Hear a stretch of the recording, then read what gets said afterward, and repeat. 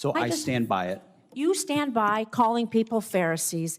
Sir, I cannot. Else is in the neighborhood, it looked like 1.7 to 1.8. So the president decided we're going to build our own version. We're going to call it Golden Dome because the president likes the color gold. We've seen that, see it in the Oval Office. We're going to call it Golden Dome, and it might cost somewhere between $500 billion and $1 trillion. I've heard those estimates. By the way, on that problem, I know a little bit about intercepting stuff in space. It's really hard. And the physics on this favors the offense.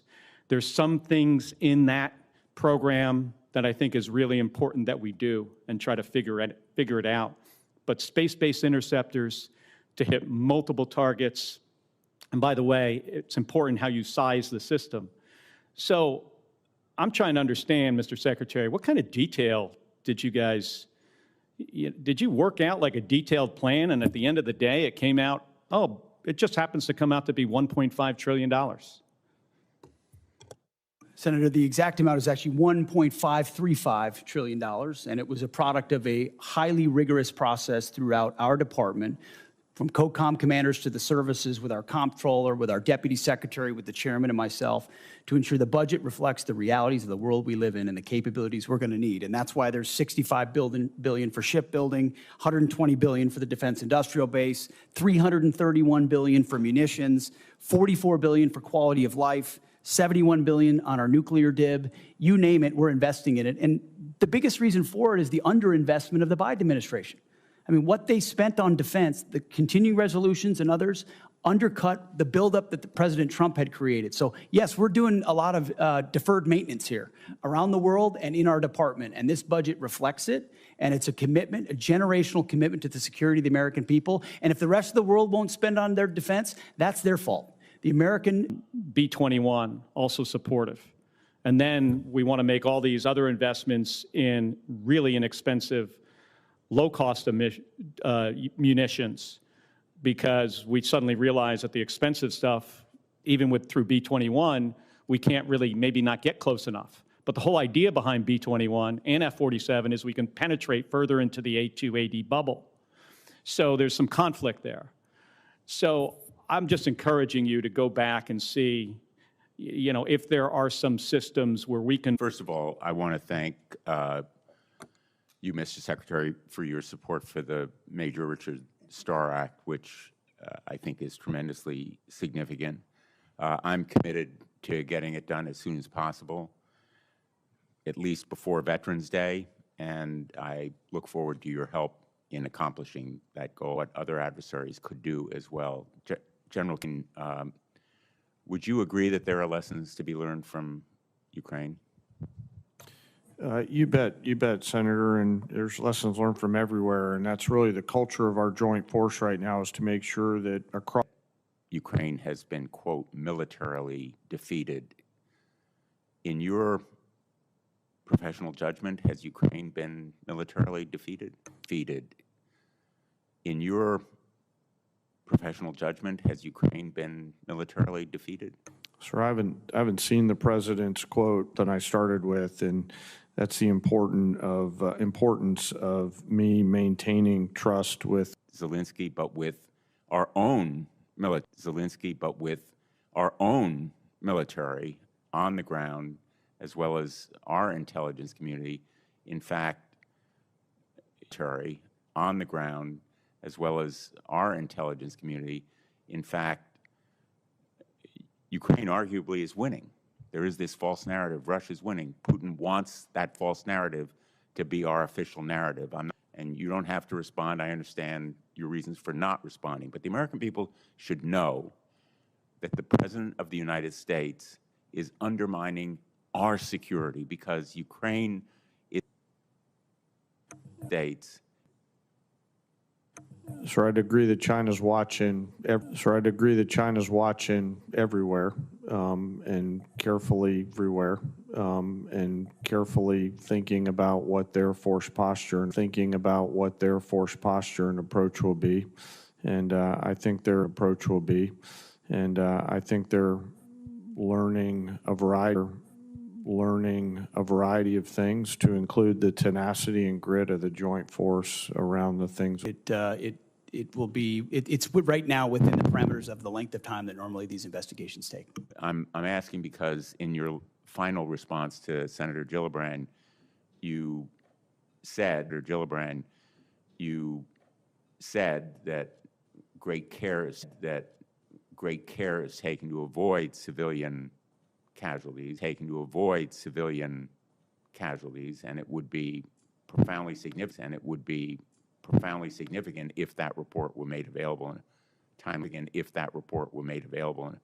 timely way to show, in fact, the commitment to avoiding civilian casualties and learning lessons from the mistake made there. Thank you, Senator Blumenthal. Hearing is in order.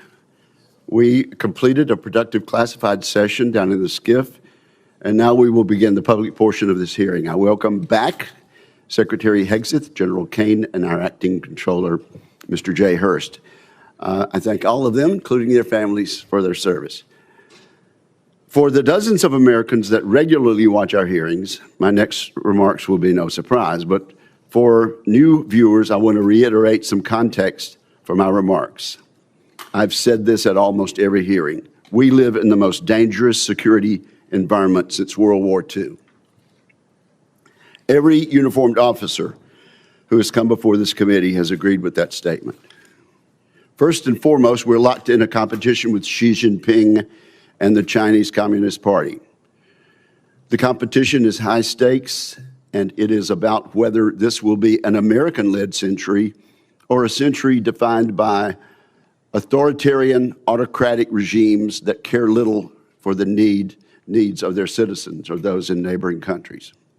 The Chinese Communist Party has accelerated its historic military buildup and its predatory economic practices against Americans and countries the world over. Xi Jinping leads not only China, but also an axis of aggressors. This growing alliance cannot be denied. It includes China, Russia, Iran, and North Korea. They're united around this goal: to oppose America's interests and the interests of other like-minded democratic countries across the globe. Vladimir Putin's war of choice in Ukraine has now entered its 5th year. In Putin's objectives, we hear echoes of the imperialistic ambitions of World War II's aggressors, including Adolf Hitler. Vladimir Putin has suffered 1.2 million casualties and failed miserably in his military objectives. Along the way, he has transformed Russia's economy into one fueled by war, raising the prospect of an even more aggressive Moscow for the foreseeable future. Most of Iran's leaders are now deceased, but they and those who survived them have consistently sought violence against America, Israel, our Gulf allies, and the Iranian people. We saw this during the October 7th massacre, during their continued support for Hezbollah and Hamas, and in their desire to engage in nuclear blackmail. Iran's ayatollahs have consistently represented a threat to American interest. Kim Jong-un has joined Mr. Putin's war of aggression. He continues a military and nuclear buildup that threatens South Korea, Japan, and the United States. Ties have never been closer among these four dictators, among these four dictatorships. They support each other's aggressive endeavors, they prop each other up financially, and they scheme to undermine America's objectives. We should expect them to continue this behavior. This context plays out across every dimension of national power: the economy, technology, diplomacy, and more. But today we're here to talk about the military dimension of this competition. These regimes have regularly tried to take by force what they cannot secure through the political process. For that reason, we must be ready to deter conflicts and, if necessary, to win them. President Trump has used the U.S. military appropriately and effectively for American interests. He has viewed our adversaries as a united bloc and has taken action in light of that reality. In Operation Absolute Resolve and associated statecraft, the president removed an aspiring dictator off the board and set up Venezuela for a future aligned with democratic interests. In Operation Midnight Hammer, he sought to eliminate the Ayatollah's nuclear program. When the Ayatollah chose to double down, the president launched Operation Epic Fury. In that mission, he has worked to remove the regime's conventional military capabilities and force it back to the table for a permanent solution. While we all mourn the tragic loss of the 14 service members who've lost their lives in this conflict, we do so knowing the world is safer without a nuclear Iran. All of these actions are part of a peace through strength strategy. In this approach, we seek first to avoid war, but we take military action when necessary to achieve U.S. interest. And so, Mr. Secretary, I'm pleased that you are here testifying today in support of President Trump's historic $1.5 trillion defense budget request. That sum will go a long way toward rebuilding our military capabilities for a generation. I should say up front that this may be a long hearing. There's much to discuss. This $1.5 trillion request is chock full of important programs and initiatives that are absolutely necessary to secure American interest in the 21st century. I think this funding underpins and accentuates three comparative advantages the United States possesses over the axis of aggressors. The first comparative advantage America enjoys over our adversaries is that we have the best innovation and industry in the world. So I hope our witnesses today will cover the progress we've made in just the past year rebuilding the American arsenal. Last year, our reconciliation bill, combined with bipartisan appropriation bills, achieved about $1 trillion defense budget. This year's request would represent a near 50% increase. Every penny of it should be money well spent, making down payments on crucial transformational capabilities such as drone warfare, low-cost munitions, and missile defense. Also last year, Congress and the executive branch achieved historic acquisition reforms. Consequently, we're well positioned to make huge gains on efficiency this year and in the years to come, making it much more flexible and a more timely process. I look forward to discussing how we might accelerate implementation of these actions. In particular, I'd like to see the Pentagon do more this year to drive competition in the defense industrial base. Competition absolutely drives better outcomes for our service members and taxpayers. Of course, our people are the final comparative advantage we have over our adversaries. We've enjoyed significant improvements in recruitment and retention, but we need to solidify a merit-based environment that fully cares for our personnel. I commend you, Mr. Secretary, for your efforts over the past year to do just that. That task will never be finished, of course, but we embrace it gladly and we salute the progress. We will always be striving to care for and equip American service members as much as possible. I look forward to more work between this committee and the department this coming year. With that, I turn to my friend and colleague, Ranking Member Jack Reed. Well, thank you very much, Mr. Chairman, and Secretary Hegseth, General Kane, Mr. Hurst, welcome. And please convey my appreciation, all of our appreciation, to our military service members and defense civilians. We owe them our deepest sense of gratitude. Mr. Secretary, this is your first public appearance before this committee in nearly a year. Since your last public testimony, you and President Trump have unwisely taken the United States to war with Iran. You ordered attack on Venezuela and have directed ongoing illegal boat strike campaign in the Caribbean and Pacific. At your direction, our forces have bombed Yemen, Somalia, Iraq, Syria, Nigeria, and Ecuador.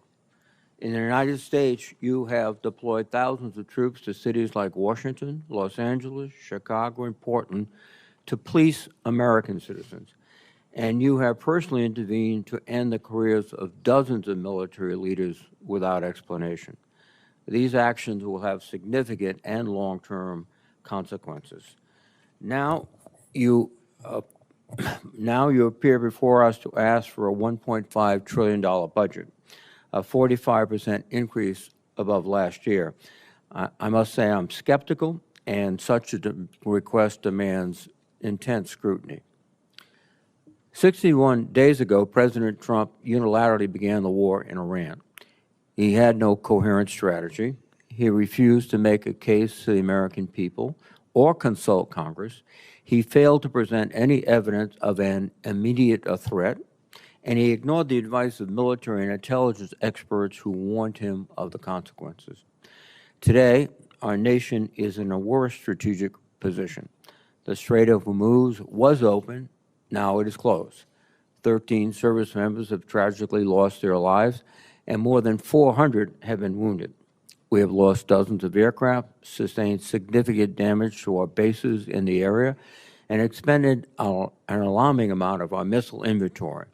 Morale and readiness across the force, especially among overdeployed units and vessels like the USS Gerald R. Ford aircraft carrier, have suffered. Gasoline and fertilizer prices throughout the world have surged. American families are bearing the cost of a war they wanted nothing to do with and have gained nothing from. And yet, Secretary Hegseth, you declared victory a month ago. On April 8th, you said, in your words, Operation Epic Fury was a historic and overwhelming victory. By any measure, Epic Fury decimated Iran's military and rendered its combat forces ineffective for years to come. Let me be clear. Tactically, the United States military performance against Iran has been remarkable, and I salute the service members who have executed this mission with skill and bravery. The problem with your statements, Mr. Secretary, is they are dangerously exaggerated. Iran's hardline regime remains in place. It still retains stockpiles of enriched uranium, and its nuclear program remains viable. Iran's military retains enough combat effectiveness to keep the conflict at an impasse.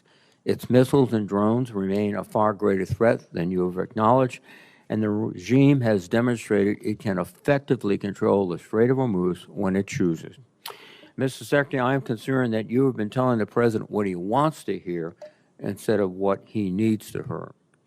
Bold assurances of success are a disservice to both the Commander-in-Chief and the troops who risk their lives based on them.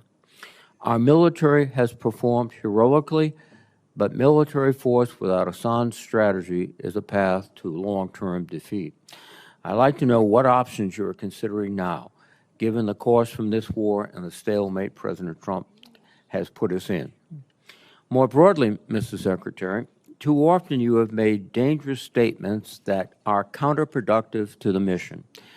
You boasted about, quote, no stupid rules of engagement, just days after hundreds of Iranian schoolgirls were tragically killed in a missile strike. You have made troubling statements about showing no mercy and no quarter to the Iranians, orders that would constitute war crimes. As importantly, while our men and women are fighting and dying overseas, you have focused unduly on your own personal agenda. In the past 2 months alone, you have taken upon yourself to overhaul the chaplain corps, cancel flu vaccine requirements, repeal firearm restrictions on military posts, and bar service members from attending certain universities. Just this week, you brought performer Kid Rock to an Army base to go for a joyride in an Apache helicopter after dismissing an earlier investigation into the pilots who recklessly chose to hover above his home. That runs directly counter to the chain of command and maintaining good order and discipline. Most disturbingly, during your tenure, you have fired dozens of our most senior military leaders and personally intervened to block the promotions of many others. That is a betrayal of the merit-based system that forms the foundation of our military. You are hollowing out the military's bench of experienced and highest performing senior officers while making young officers wonder if they should continue to serve. My colleagues and I have heard from countless service members throughout the ranks, many of whom will be watching right now, who are confused and disturbed by your actions. Hopefully you can explain them today. Additionally, this committee expects a fulsome update on Operation Southern Sphere. This ongoing campaign against suspected drug trafficking boats has resulted in nearly 200 fatalities. The administration has failed to explain the long-term objectives of this mission or provide any evidence of reduced drug flows into the United States. I would ask for a credible answer to this most fundamental question: what is the operation actually meant to accomplish? Mr. Secretary, you are here to promote the President's $1.5 trillion defense budget. While this budget provides funding for necessary programs, including shipbuilding and drone manufacturing, many other critical programs like barracks repair and aircraft procurement would rely on the passage of a party line reconciliation bill. Further, this budget slashes research and development, provides no funding for Ukraine, and includes no funding for losses incurred from the Iran war. Yesterday, Mr. Hurst testified that Operation Epic Fury has cost $25 billion. If nothing else, that help clarifies that we certainly do not need a supplemental anywhere near $100 billion, much less $200 billion. And in this record-breaking budget, there is no pay adjustments for the civilian workforce, and with inflation, that is a pay cut. After a year of DOGE layoffs and a hiring freeze across the department, this is an insult to the 800,000 men and women who support our warfighters every day. I cannot imagine a faster way to erode readiness and distract from our abilities to deter our adversaries. Ultimately, Mr. Secretary, I believe you are causing lasting harm to the military.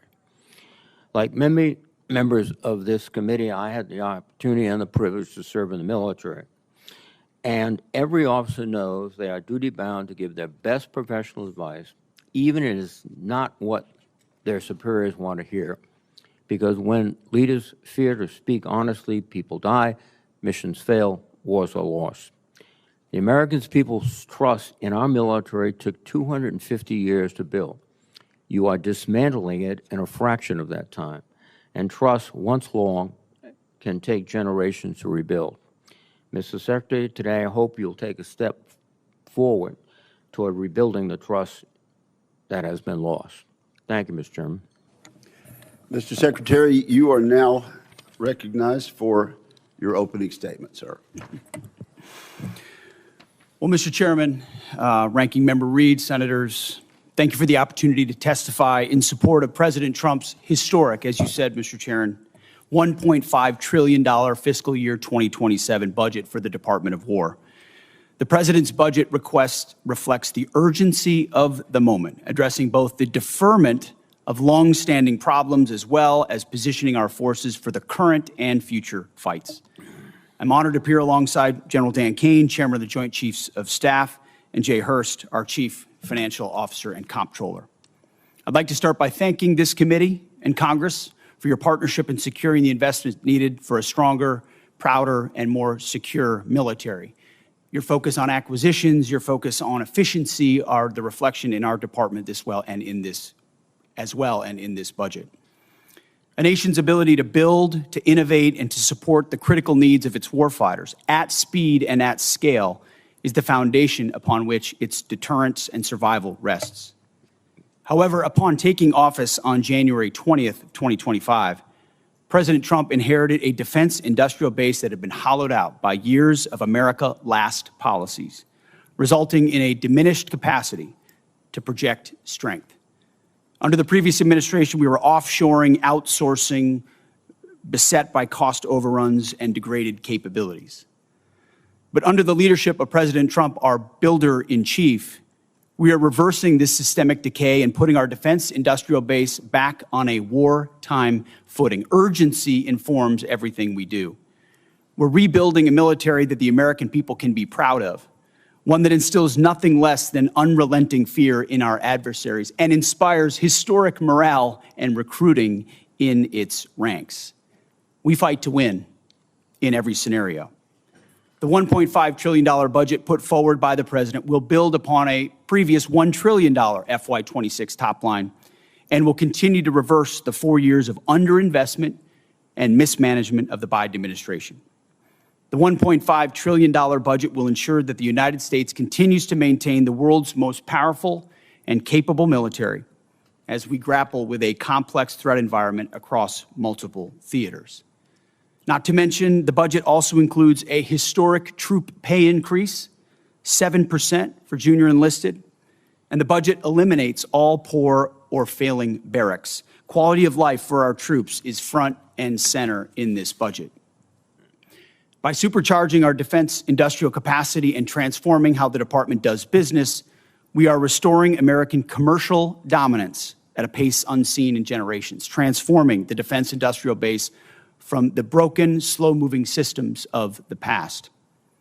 We have flipped the Pentagon acquisition process from a bureaucratic model to a business model, decisively moving from an acquisitions environment paralyzed by bureaucratic red tape into an outcomes-driven organization focused on delivering the most for taxpayer dollars. Over the past year, through historic multi-year procurement agreements that this committee supported, we've cut smart business deals that have sent unambiguous demand signals to industry to build more and build faster. The result has been a surge, a revitalization of our great American factories and a massive reinvestment in the skilled American workers who serve as the industrial muscle behind our warriors. You're a war criminal. You should be arrested. What you're doing is despicable. The American people do not want to go to this war. We don't want to fight a war for any people. It's about the status. Further interruptions of our hearing will be treated in like manner. We appreciate the First Amendment rights of Americans to express themselves, but disruption of this hearing will not be tolerated. So, Mr. Secretary, you may continue. I'll briefly provide some concrete high-level metrics of what we've accomplished over just the past few months. These are announced new facilities and investments to support American warfighters. The department has helped stimulate more than 250 private investment deals in 39 states, 180 cities, in 150 companies worth more than $50 billion. It's resulted in 280 new or expanded facilities, more than 18 million new square feet of American manufacturing, and more than 70,000 new jobs.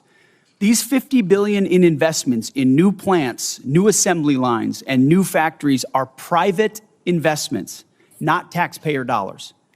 By completely transforming our department's business model, American companies are investing in America with their own dollars, a historic demonstration of American manufacturing and defense revitalization, all with their money, not Uncle Sam's. This has never been done before and is long overdue, from a bureaucratic model to a business model.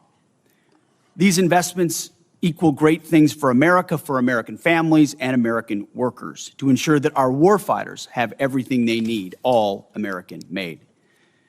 Together with the help of the policy updates and appropriations passed by Congress, President Trump's War Department has begun to turn the lights back on in our manufacturing towns across this country, forging a lethal arsenal of freedom.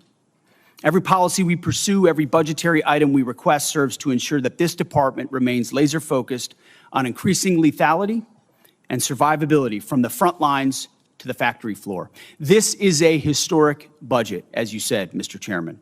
This is a fiscally responsible budget, and this is a warfighting budget. Speaking of warfighting, the topic of Iran, I'm sure, will come up often today, which I welcome. I look forward to sharing the incredible success of our military effort achieved in a matter of weeks.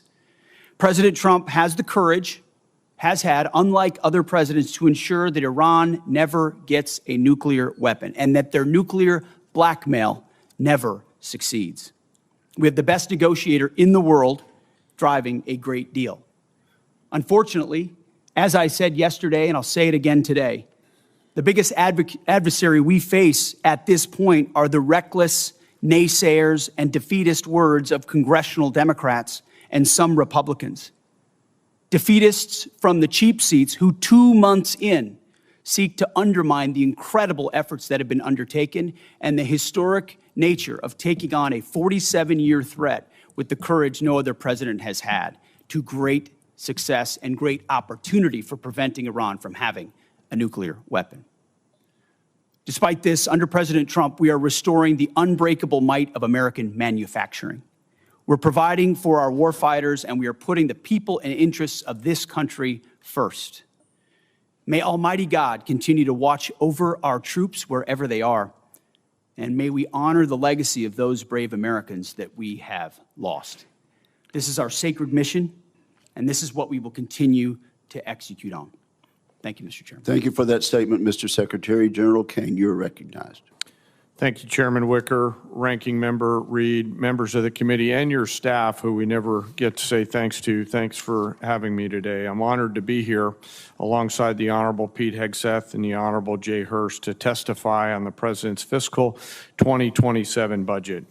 I'm grateful for the opportunity to testify today, and I'm thankful for your continued partnership and support of our warfighters defending the homeland and our interests around the world. It's a privilege to speak with you today about the foundation of America's strength, the 2.8 million members of our joint force. And I am continually inspired by the soldiers, sailors, airmen, Marines, Guardians, Coast Guardsmen, and civilians standing the watch for the nation, supported always by their families. They could have chosen a much easier path, any other path, but they volunteered for a life of purpose and passion and service. And every single day they rise to meet the nation's challenges, from combat operations to critical support roles, with the courage, tenacity, and grit that keeps our nation strong and secure. I would also like to express my deep gratitude for the 39 members of the Joint Force who've passed in operations, combat, and training during my time as the chairman, and specifically highlight the 14 who've passed in Operation Epic Fury. The Secretary and I are deeply grateful for each of them and their families, and their names will never be forgotten. As the chairman, my duty is to ensure our civilian leadership has a comprehensive range of military options and the associated risks required to make the nation's hardest and most complex decisions. I owe the President, the Secretary, and the Congress the truth at every turn. And my blueprint for this role has always been that of General George C. Marshall. His firm commitment to civilian control and a nonpartisan military remains my constant standard. And I strive to emulate his candor, delivering the facts leaders need to hear, not always what they want to hear.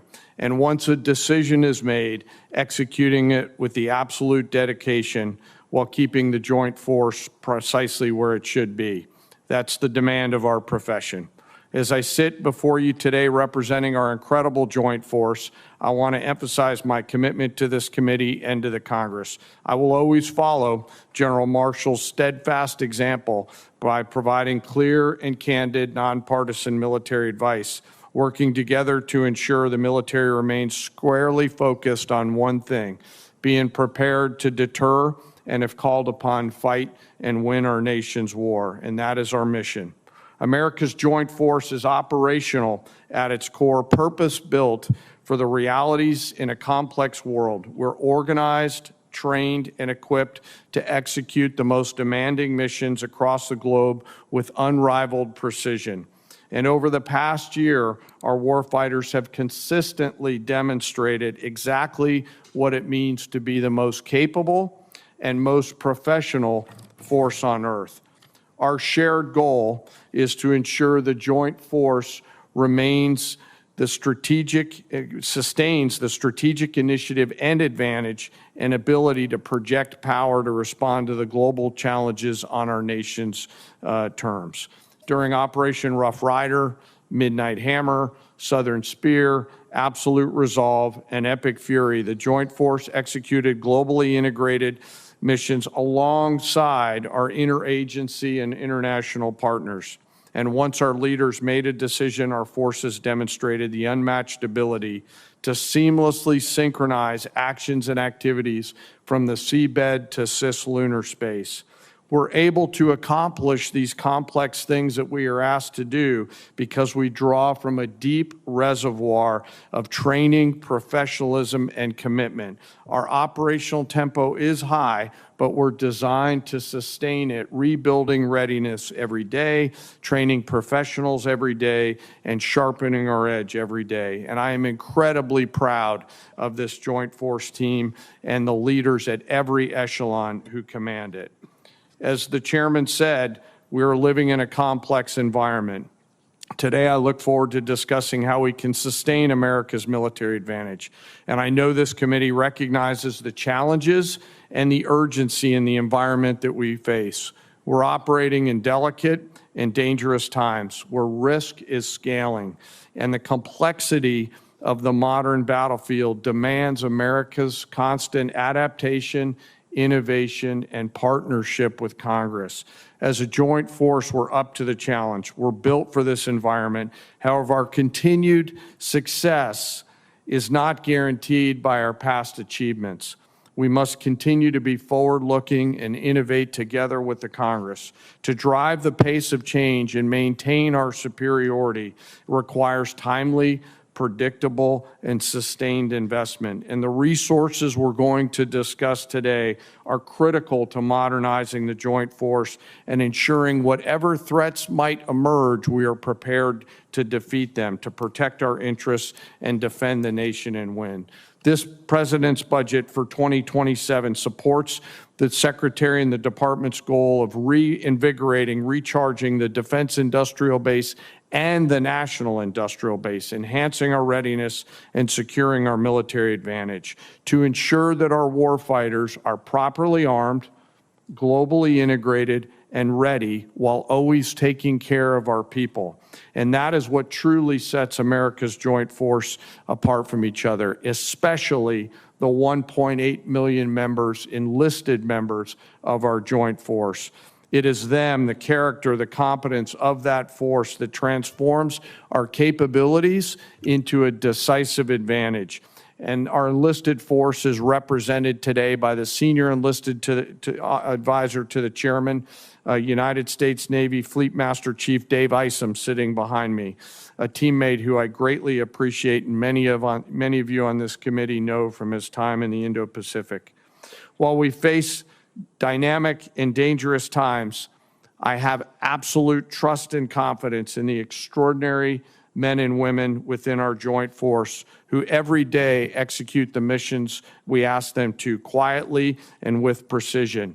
And coupled with the American spirit to outthink, outcompete, and relentlessly innovate, we will maintain our decisive edge, but doing so requires your continued partnership. We stand ready today to answer the nation's call. I humbly ask that as we're here today in this hearing, we remember those deployed service members who are out there right now doing our nation's work. And may we always remember our fallen and never forget them or their families who continue to show us what courage looks like. Thank you for your enduring support, and I look forward to your questions. Thank you very much, General. We appreciate your service. Let's jump right in. Secretary Hegseth, let's talk about the money from Reconciliation 1.0 last year. There have been some complaints about the speed, but not everything we hear is actually accurate. How much of the $154 billion from Reconciliation has the Pentagon put on contract? My understanding, Mr. Chairman, first I'd like to say what an important vehicle reconciliation was for us and how it gave us a chance coming out of FY25 to advance the president's priorities, whether it's drone dominance, Golden Dome for America, shipbuilding, the defense industrial base. It was a critical vehicle for us. The number you're looking for is about, what I'm looking at, about $26 billion right now. But we've got the floodgates about to open and apply to those priorities. Okay, so unfortunately, you're starting a bit late through no fault of your own because the money was not sent timely by the Office of Management and Budget to the department until last month. That's over and done with, but it should be mentioned. Mr. Secretary, where are we on the obligation rates as far as a normal appropriation bill? Are we a little behind, a little ahead, or what? I would say probably a little bit behind as it pertains to reconciliation, but part of that is, as you know, this is a new funding vehicle for the department. And twofold. One, you got to make sure you do it right and do it in a fiscally responsible way in conjunction with the Congress to ensure that we meet congressional intent.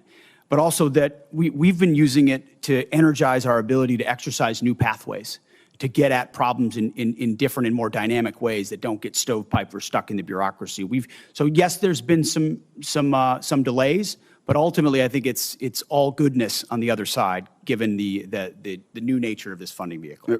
Right. Yes. Well, and things have been done differently, and we appreciate that. But Mr. Secretary, will you commit to us that you'll keep the committee informed frequently of your efforts to get all this money out the door so our industrial base can start building as you have described in this new flexibility that we provided them? Absolutely. And you mentioned a few things in reconciliation that you think have been game changers. I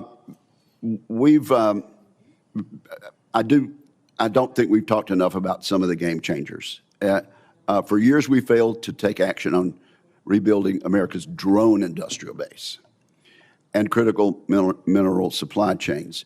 After last reconciliation bill and the National Defense Authorization Act, we're in a very different position on drones and critical mineral supply chains, are we not? Very much so. Mineral supply chains, drones, we went from JIATA 401 to an autonomous warfare group. We're looking at the concept of a sub-unified command, and you're looking at $54 billion in the FY27 budget dedicated to drone dominance, UAS, counter-UAS, ensuring we can scale not just exquisite drones, but also the attritable ones that are proliferating on the battlefield today. We need to be ahead. Are there any other initiatives from last year's bill that you want to point out? And you only have a minute and a half. The investment in Golden Dome for America, Right. the ability to get running on that, and we are on schedule to deliver capabilities inside this administration. Minerals and shoring up supply chains on minerals. The Office of Strategic Capital, which its ability to loan gives 10x to new entrants into the department, the opportunity to fund things that wouldn't normally meet the threshold for the department, but give them the running room to invest in those capabilities, and we've already seen fruit from that as well. And briefly, General Kane, there's no question that Vladimir Putin's Russia is taking serious action to undermine our efforts for success in Iran. Is there any question about that? Senator, I think there's actions and activities that are mindful of the hearing room we're in, but there's definitely some action there. Thank you very much. Senator Reid, you're recognized. Thank you very much, Mr. Chairman. Mr. Secretary, you recently fired the Army Chief of Staff, General Randy George, who's one of the most distinguished and decorated officers of his generation. General George's nomination came before us. We reviewed it thoroughly, and we concurred. Why did you fire General George? Well, as I did then, and I'll say now, we thank General George for his service. And out of respect to him and other officers, we never talk about the nature of why certain officers are asked to step down. But we all serve at the pleasure of the president. And ultimately, my view in coming into this department, as I stated in my confirmation hearing, was to change the culture of the department. And it's ultimately challenging to change the department, the culture of a department with the same people who are a part of or in that department. So I have made many changes with general officers. We will continue to make changes as necessary with general officers, and they will be in keeping with the trajectory of where we would like to take the department. But it doesn't take away from the service of those. And I think you will note that every officer that's been asked to leave has been treated with respect. Interesting. Of the 24 officers that you have fired for reasons unrelated to performance, since you have not indicated any cause, 60% are black or females. Now, did the president direct you to single out female and black officers to be dismissed? Senator, of course not. And as we've emphasized at this department from the beginning, the only metric is merit.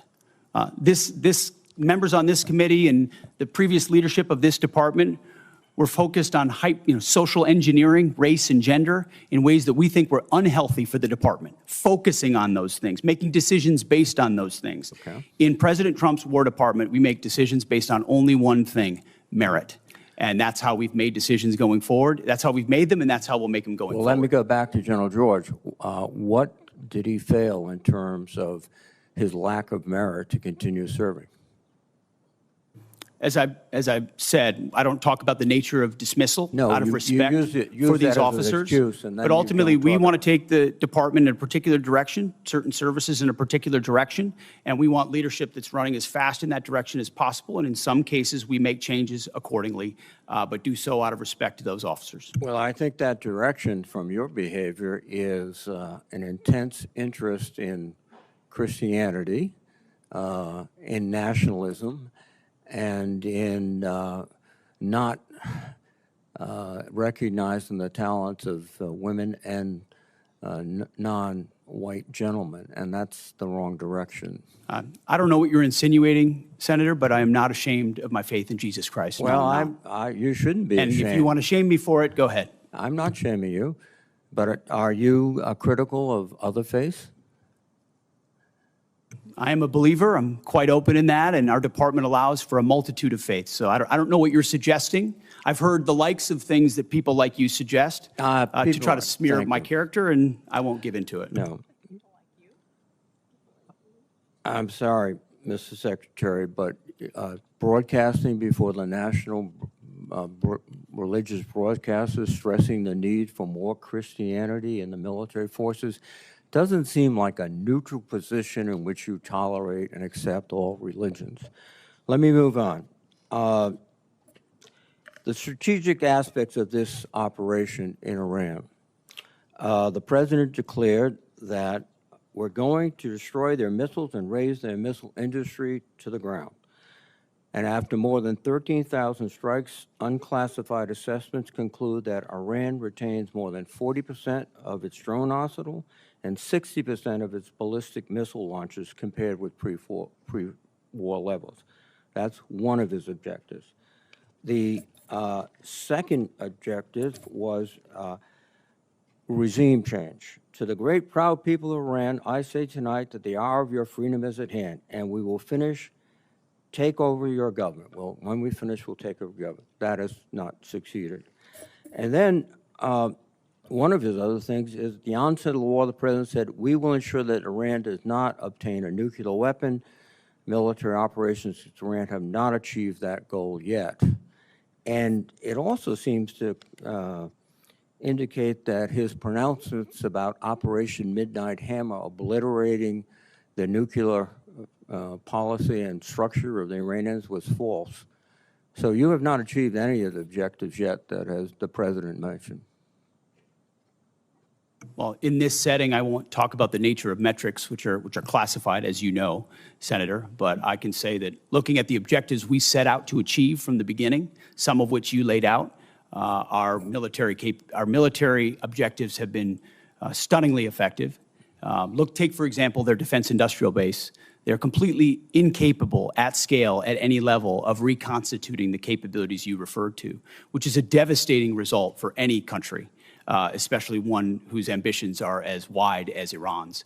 So we've put the president in a very strong position to ensure Iran never gets a nuclear weapon. That's the takeaway that's been underneath every single aspect of this. For 47 years, Iran's trying to blackmail its way to a nuclear weapon. They were closer than ever before because of bad deals under previous administration. President Trump was willing to do something about it and not allow their conventional missile shield. That's the North Korea strategy. That's, to be clear, what Iran was pursuing. Hiding their nuclear ambitions, revealing them over time, and then building a conventional shield of missiles so powerful that no country would challenge them for fear of what would happen if they unleashed that arsenal. Weakened after the 12-day war and Midnight Hammer, which did obliterate their sites, President Trump saw an opportunity because their ambitions continued to ensure that umbrella of nuclear blackmail did not allow them to get to a nuclear weapon. And the world is safer because of his bold and historic choice. Mr. Secretary, I think that's rhetorical but not factual. Thank you.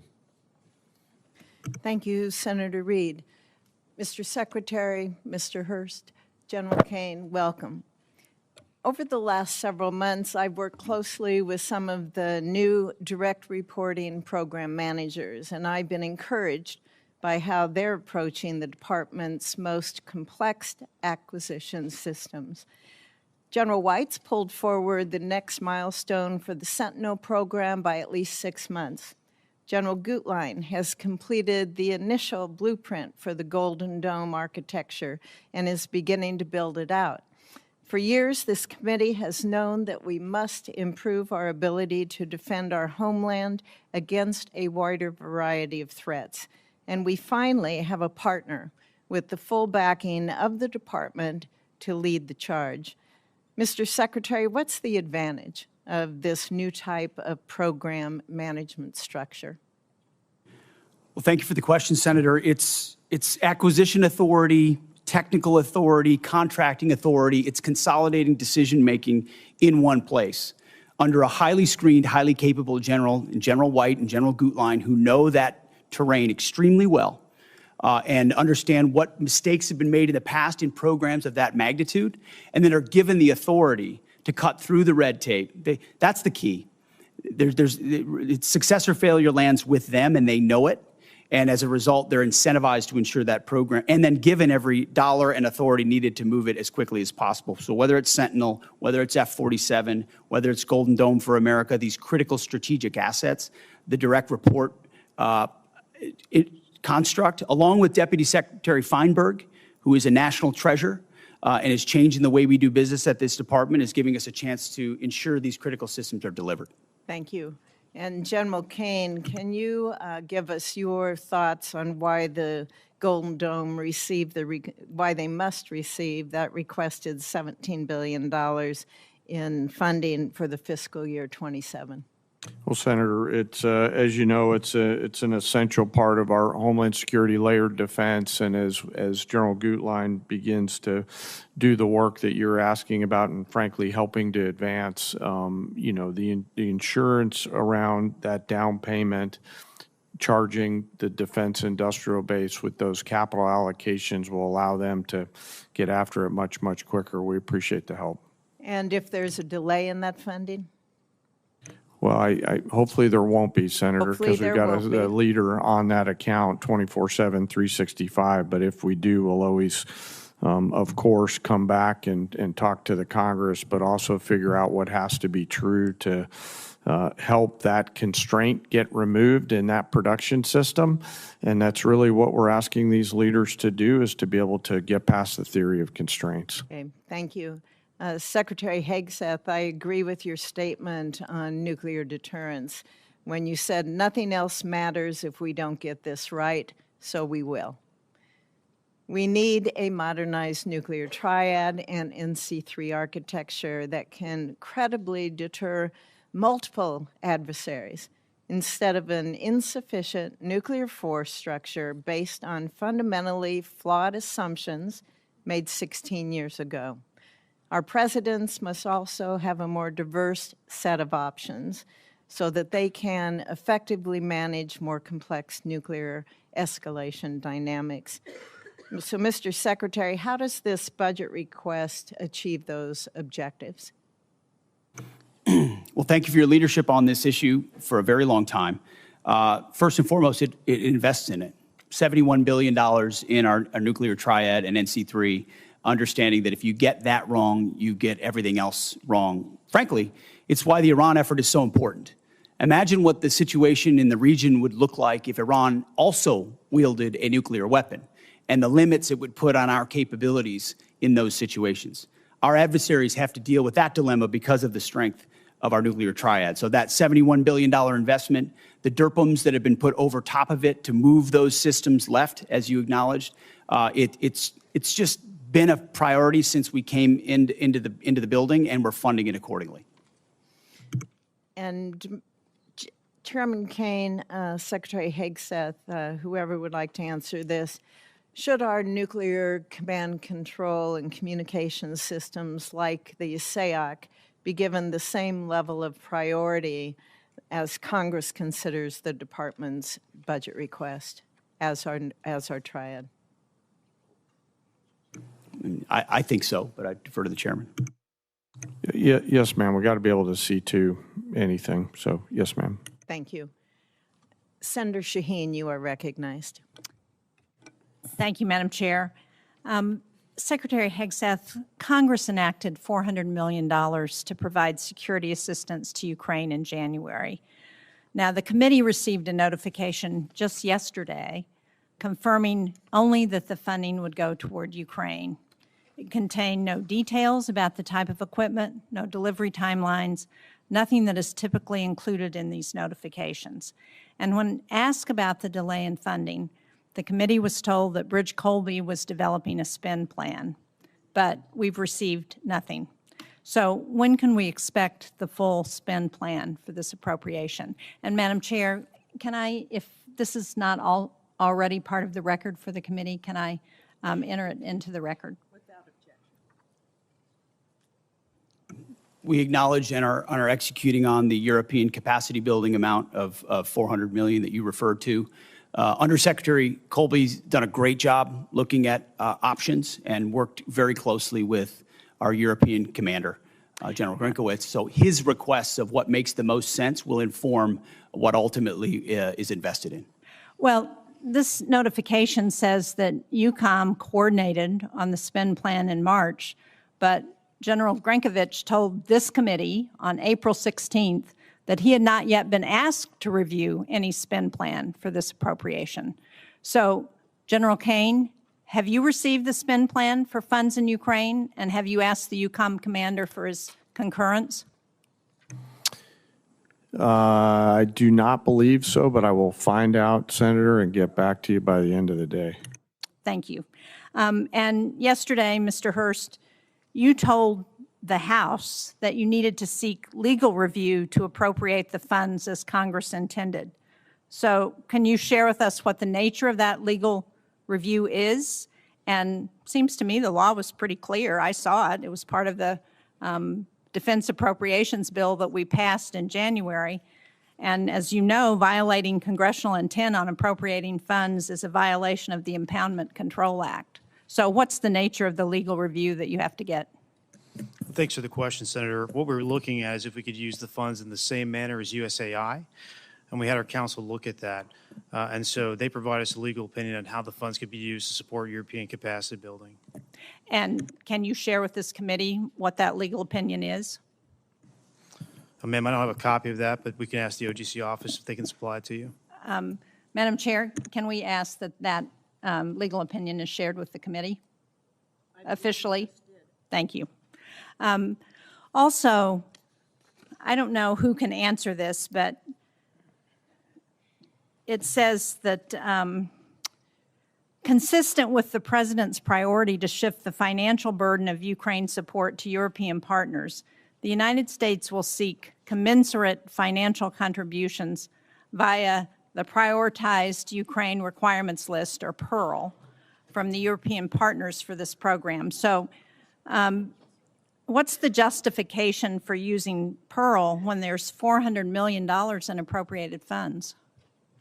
Can somebody answer? PEARL is a reflection of the President's priority and the belief that any weapons that are supplied are paid for by European partners and used as they see fit, whether it's Ukraine or somewhere else. But that was not the intent of Congress in providing that $400 million. As I understand the PEARL program, the Europeans purchase those weapons from the United States and they pay for them.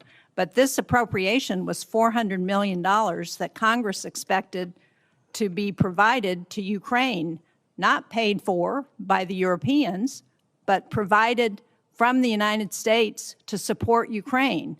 So again, I don't understand what the justification is for using PEARL when that's not the intent that Congress provided. We're following the intent of European capacity building, but at the same time recognizing that wherever PEARL can be utilized so that the Europeans contribute to that fight, per the burden sharing approach this President takes, is important. Congressional intent. And that's what I'm asking you, why you're using Pearl to do something that Congress intended to go directly to Ukraine. Well, we Mr. look Hurst, forward to can working you with you answer on that. What was the legal opinion on this? Did you ask the attorneys if the $400 million could be used for the Pearl program? Let's get back to you. We'll take it for the record, ma'am. Thank you. And what portion of the funding that's committed from the Europeans under Pearl is being used to assist Ukraine rather than restocking our own shelves? Can you answer us that? That's up to Europe. Ultimately, Europe pays for any weapons that we provide, and they can utilize them as they see fit, whether it's Ukraine or otherwise. Thank you, Senator Thank you. Shaheen. There have been a number of times when our witnesses have stated, both in the closed hearing and up here, that they will get back to us. And we certainly hope that will happen very expeditiously. So thank you very much, and thank you, Senator Shaheen. Senator Cotton. Thank you, gentlemen, for your appearance today. Mr. Secretary, you provided us with a chart here entitled The Arsenal of Freedom, which includes a lot of sites that you visited. My favorite one is down here in South Arkansas, Camden, where you and I had a chance to visit just a couple months ago, highlighting the great work that the people there are doing to help rebuild our arsenal of freedom. Thank you, first off, for being there and for your kind words for the workforce of the people of South Arkansas. Isn't it fair to say that the war in Iran, just like the Ukraine war before it and still today, hasn't caused any challenges with our munitions the way some of our Democratic colleagues would say, but it's exposed a decades-old problem of brittleness and fragility in our defense industrial base before you and General Kane took over and that we're trying to address right now?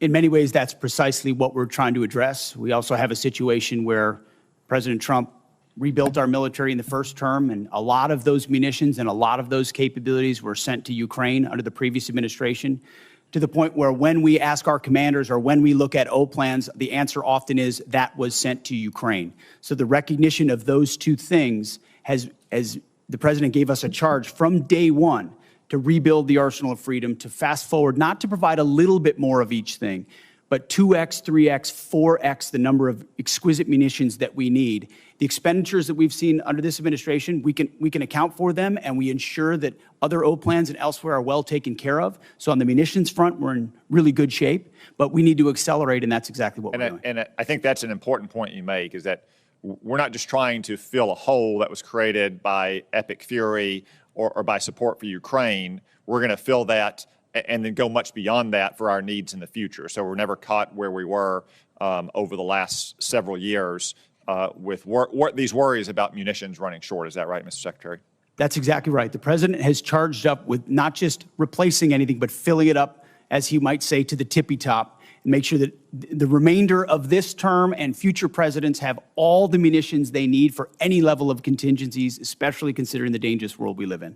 I want to turn now to Operation Epic Fury. It's been a smashing military success. Unfortunately, we have suffered casualties, to include soldiers killed in the line of action. Obviously, our military takes the greatest steps possible to protect our troops, whether they are in action or whether they are on bases in the region. No war, though, is antiseptic. Mr. Secretary, could you explain some of the steps we've taken to try to minimize, to the greatest extent we can, the number of casualties we've taken in the Middle East? First of all, every day we live to ensure that we follow through on the legacy of those who gave everything. So that's front and center for us. But I can also say, and the chairman may want to weigh in, from the beginning of looking at the possibility of this contingency, setting the defense and ensuring that Admiral Cooper and everyone throughout CENTCOM had every possible measure they could to ensure that our troops are protected and force protection was maximized was the top priority.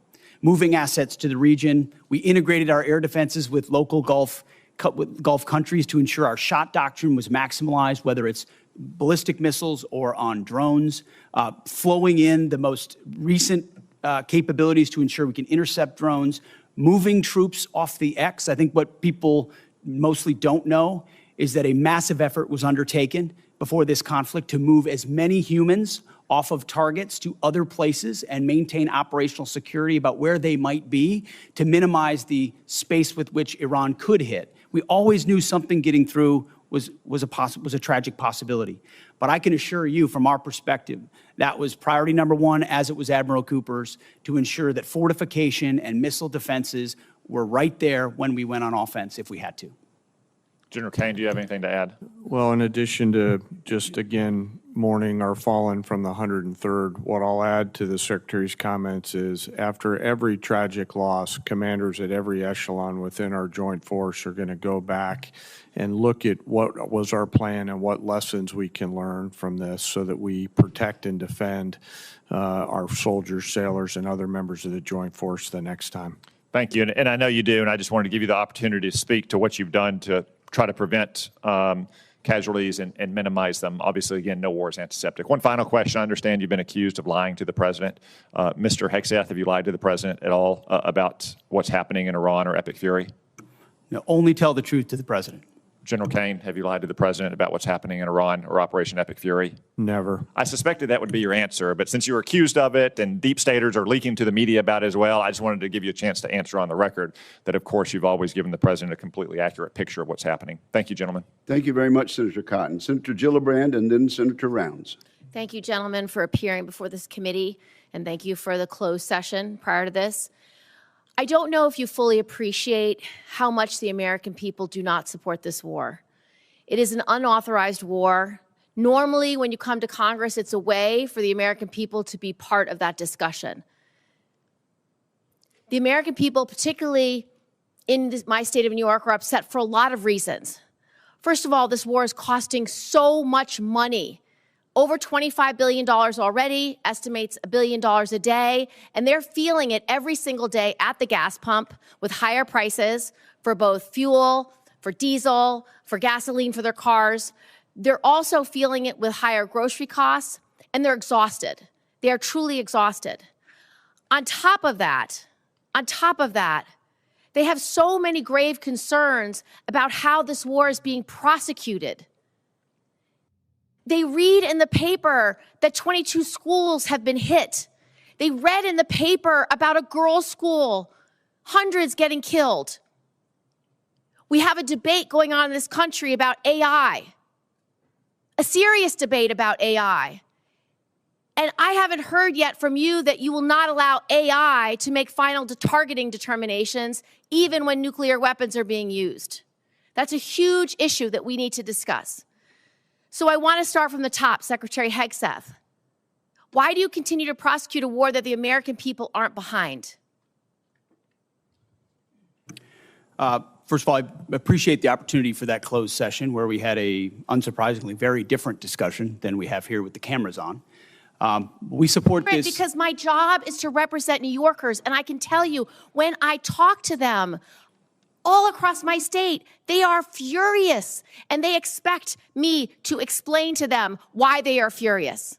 And Senator, when I talk to Americans, and especially when I talk to the troops, they are grateful for a president who has the courage to take on this threat after 47 years of what Iran has done, targeting and killing Americans, and what it would mean to the world if Iran's nuclear ambitions were actually achieved. So the question I would ask to you and to others is, what is the cost of a nuclear-armed Iran? What is the cost to the American people if the world's most dangerous regime has a nuclear weapon? But the truth is, they don't want war coming to this shore, and when you do a decapitation operation, the likelihood is going to be exchanged in the United States. There's no evidence that we are safer because of this war. We did not have any evidence that Iran intended to imminently attack this country in any way, shape, or form. So I disagree with your assessment that we are under threat. Do you not believe them when they say death to America? Listen, our adversaries use rhetoric all the time. What I'm concerned about is we are not safer, and I would just like to know why you have not sought the support of the American people, and 3 out of 5 Americans are against this war today. I believe we do have the support of the American people, and we have briefed regularly what this mission looks like and why it's critically important that we undertake it. And I would remind you and this group that we're 2 months in to an effort. And many congressional Democrats, as I pointed out, want to declare defeat 2 months in. Iraq took how many years? Afghanistan took how many years? And they were nebulous missions that people went along with. This is different. This is a defined mission set that we have had great success in pursuing against a determined enemy who seeks nuclear weapons. And I'm proud of the opportunity to remind the American people, because they believe in it as well, but they can't have it. You don't care whether When the American people support this war. The American people are quite smart. They understand and see through spin. They know that a regime that says death to America, that seeks nuclear weapons and the ability to deliver. Did they lie about the range of their missiles? How much Because more? I saw a 4,000 How much kilometer more will you missile ask the get American shot people at to pay for this war? Diego right Garcia. now, do you want it $1 billion a day? Do you want it $2 billion a day? You're asking for $200 billion more to fund this war and to make sure we have didn't ask for $200 billion. I don't know where you got that number from, Senator. I think you got it from the news, which you should be careful what you read in the news. Okay, Mr. Hegseth, Secretary Hegseth, here's a few more. Let's talk about how you're prosecuting the war. What is your response to targeting that has resulted in the destruction of schools, hospitals, civilian places? Why did you cut by 90% the division that's supposed to help you not target civilians? And do you know the impact of a strategic failure at a war when you have so many civilian casualties? You may have tactically completed a mission well, but strategically is not meeting your goals because of the harms to civilians. What is the cost of that? Let's leave time for an answer. No military, no country works harder at every echelon to ensure they protect civilian lives than the United States military. And that is a ironclad commitment that we make, no matter what systems Then we why use. did you cut the department by 90%? Thank you, Senator Gillibrand. There'll be other rounds of questions. Senator Rounds, you are now recognized. Thank you, Mr. Chairman. First of all, thank you to all of you for your service to our country. Let me just allow you to finish the answer a little bit with regard to the senator from New York. Does the United States military ever target a civilian center? Well, thank you, Senator. Unlike our adversaries, unlike radical Islamists, unlike those that target civilians or use civilians as shields, the United States military never targets civilians and puts constructs in place to ensure that the maximum extent possible, we do not harm or hit civilians. Is war a difficult place with a lot of complexities? Absolutely right. But no country does more and no department does more than our department. Do you still have all of the resources necessary to assure that every opportunity to eliminate that as a threat in terms of that happening? Do we still have the resources available in the department to make sure that we do the best we can never to hit a civilian target? Every resource necessary at every echelon is available, legal, intel, and otherwise, to ensure that we minimize at every extent possible civilian casualties. And the suggestion was made that somehow AI might be used without a human in the loop, which is a classic anthropic talking point, which is half of what we talked about previously. There is a human in the loop on decisions that are made, and the suggestion otherwise is to suggest that somehow AI is running targeting. Thank you. Right now, part of what we're also talking about is not just are we engaged right now in terms of trying to eliminate the threat from Iran in terms of being a nuclear-armed country, but we've also got staring with us as well the fact that we have an ongoing principal threat with regard to a pacing threat with China. The dual-capable B-21 Raider will be a critical part of both our conventional and our nuclear deterrence against China and Russia.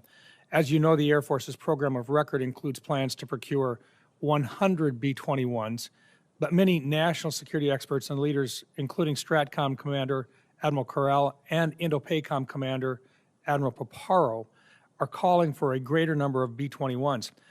Admiral Paparo testified here last week that he would favor buying 200 B-21s. Secretary Hegseth and Chairman Kaine, could you speak to the progress and the importance of the B-21 program, and if you agree with the growing sentiment that the U.S. needs to revisit the B-21 program of record and assess the requirement for at least 200 B-21s to match the global threat? Would you speak just to exactly what that would mean and what the probability of that is? Thank you for the question, and I appreciate the fact that you're listening to and hearing from combatant commanders, because that's who we listen to as well, who are looking at the operational plans and what would be required to ensure we deter and, if necessary, defeat. Assets like the B-21 or the F-47 are critical to that. That's why we're funding them and increasing the funding, and where necessary would increase the allocation. And I think you see a budget that reflects the reality that we have to invest in more capabilities, to include the B-21, which is ahead of schedule, and we will be funding to the tune of $6 billion, and we believe will require a lot more, over 100 in the future. But I'll defer to the chairman. Hey, sir, thank you for the question. Working through the JROC and the vice chiefs, I'll absolutely stack hands around assessing the requirement, and we're glad to see B-21 on the flight path, no pun intended, that it's on through operational testing. On the specific numbers, the one sort of big picture strategic thing I want to say is we want to make sure, as we think through what does air power of the future look like based on the evolving threat, that we're staying well in front of it. And so that's the only thing we'll look at in the assessment. But I'm on board with assessing the numbers. I want to make sure we're buying ahead of the technology development curve so that we give all those young warfighters out there the capabilities that we need well into the future. Is there any question at all that we're going to need more than 100 B-21s? I want to go back. Here's how I'll look at it, Senator. I want to go back and look at the O plans right now that we have to make sure that we allocate those numbers. So I don't believe so, but I do want to take the due diligence time, if you'll allow me to look at that, Senator. Good. I appreciate the opportunity to visit with you and to clarify Yes, sir. Absolutely. what that number should look like in the near future. Yes, sir. Thank you. Thank you very much, Senator Round. Senator Blumenthal. Thank you, Mr. Chairman. Thank you for being here today. I want to talk about the costs of war. The costs of war include caring for our veterans. We've had an estimate from Mr. Hurst yesterday that the cost to date in dollars for this war has been $25 billion, which I believe is well below the actual cost based on everything that I've heard, everything available to us in various kinds of settings, and I'm going to ask for a more accurate assessment. But we also know that about 400 service members have been wounded as a result of this war. When they retire, when they come home, their retirement pay will be docked dollar for dollar for every disability benefit dollar they receive. Secretary Hegseth, I'd like your commitment that you will support the Major Richard Starr Act that will eliminate this wounded warrior tax. I'm sure you're familiar with it. Tens of thousands of servicemen and women now are reduced in their retirement pay literally for every dollar of disability benefits they receive. Well, I appreciate your focus on this issue, and I will tell you, you mentioned roughly 400 that have been injured. Thankfully, over 90% are returned to duty. But that doesn't mean they wouldn't have a residual challenge. And we're tracking that at point of injury to ensure that that is noted, even though they're returned to duty. But what I'd like is your commitment that you will support the Major Richard Starr Act. As I have said in the past to other organizations, we support the Richard Starr Act. Thank you. On the issue of cost, Mr. Hurst, does that $25 billion estimate include all of the costs in terms of damage to our bases, the need to replace planes and munitions, and the costs of injuries to our servicemen and women? Senator, so for the MILCON facilities replacement cost, that's probably the hardest thing to estimate right now because we don't know what our future posture is going to be or the future construction of those bases. Well, you owe it to us. You're here to ask for appropriations. Of course. And I would like a more accurate estimate of what has been done that will require replacement and renovation, as well as the other costs. And I think $25 billion is probably less than half, maybe less than a quarter of the total cost of war, which is the reason why the supplemental request is much higher. So I think you owe it to the American people to give us the straight talk about what the costs have been. Mr. Secretary, I know you have characterized this war as an astonishing military success, to use your words yesterday. But the American people aren't buying it. And I know you feel the American people are seeing through the abstruse stuff that is thrown at them, but one point is irrefutable, which is America never succeeds in war unless the American people are behind it. And if what you're seeing as success now is winning, I would hate to see what losing looks like, because none of the shifting and contradictory objectives of the war so far have been achieved. Likewise, let me ask you, yesterday, the President said that Ukraine has been, quote, militarily defeated. I assume you don't agree with that assessment. The negative nature in which you characterize the incredible and historic effort in Iran is part of the reason, Senator, why the American people view it the way they do. It's why I looked out at our press corps at the Pentagon and called them the Pharisees in the press. It's because they look for every problem. Well, I'm asking you about you look for every Ukraine. problem that exists, Ukraine and you has been miss. militarily defeated.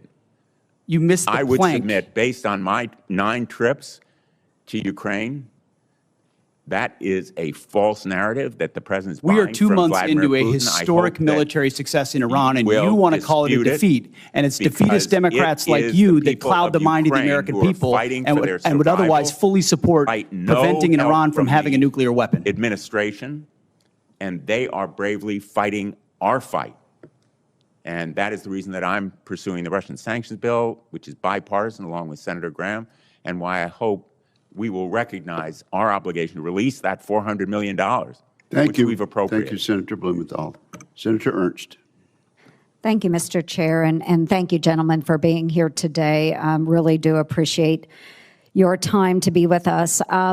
Before I begin some of my questions, I do want to start with something personal, and both to you, Secretary Hegseth, and to the chairman. I want to thank you both for the time that you take to recognize our fallen and those that have given, of course, during this administration, given their all.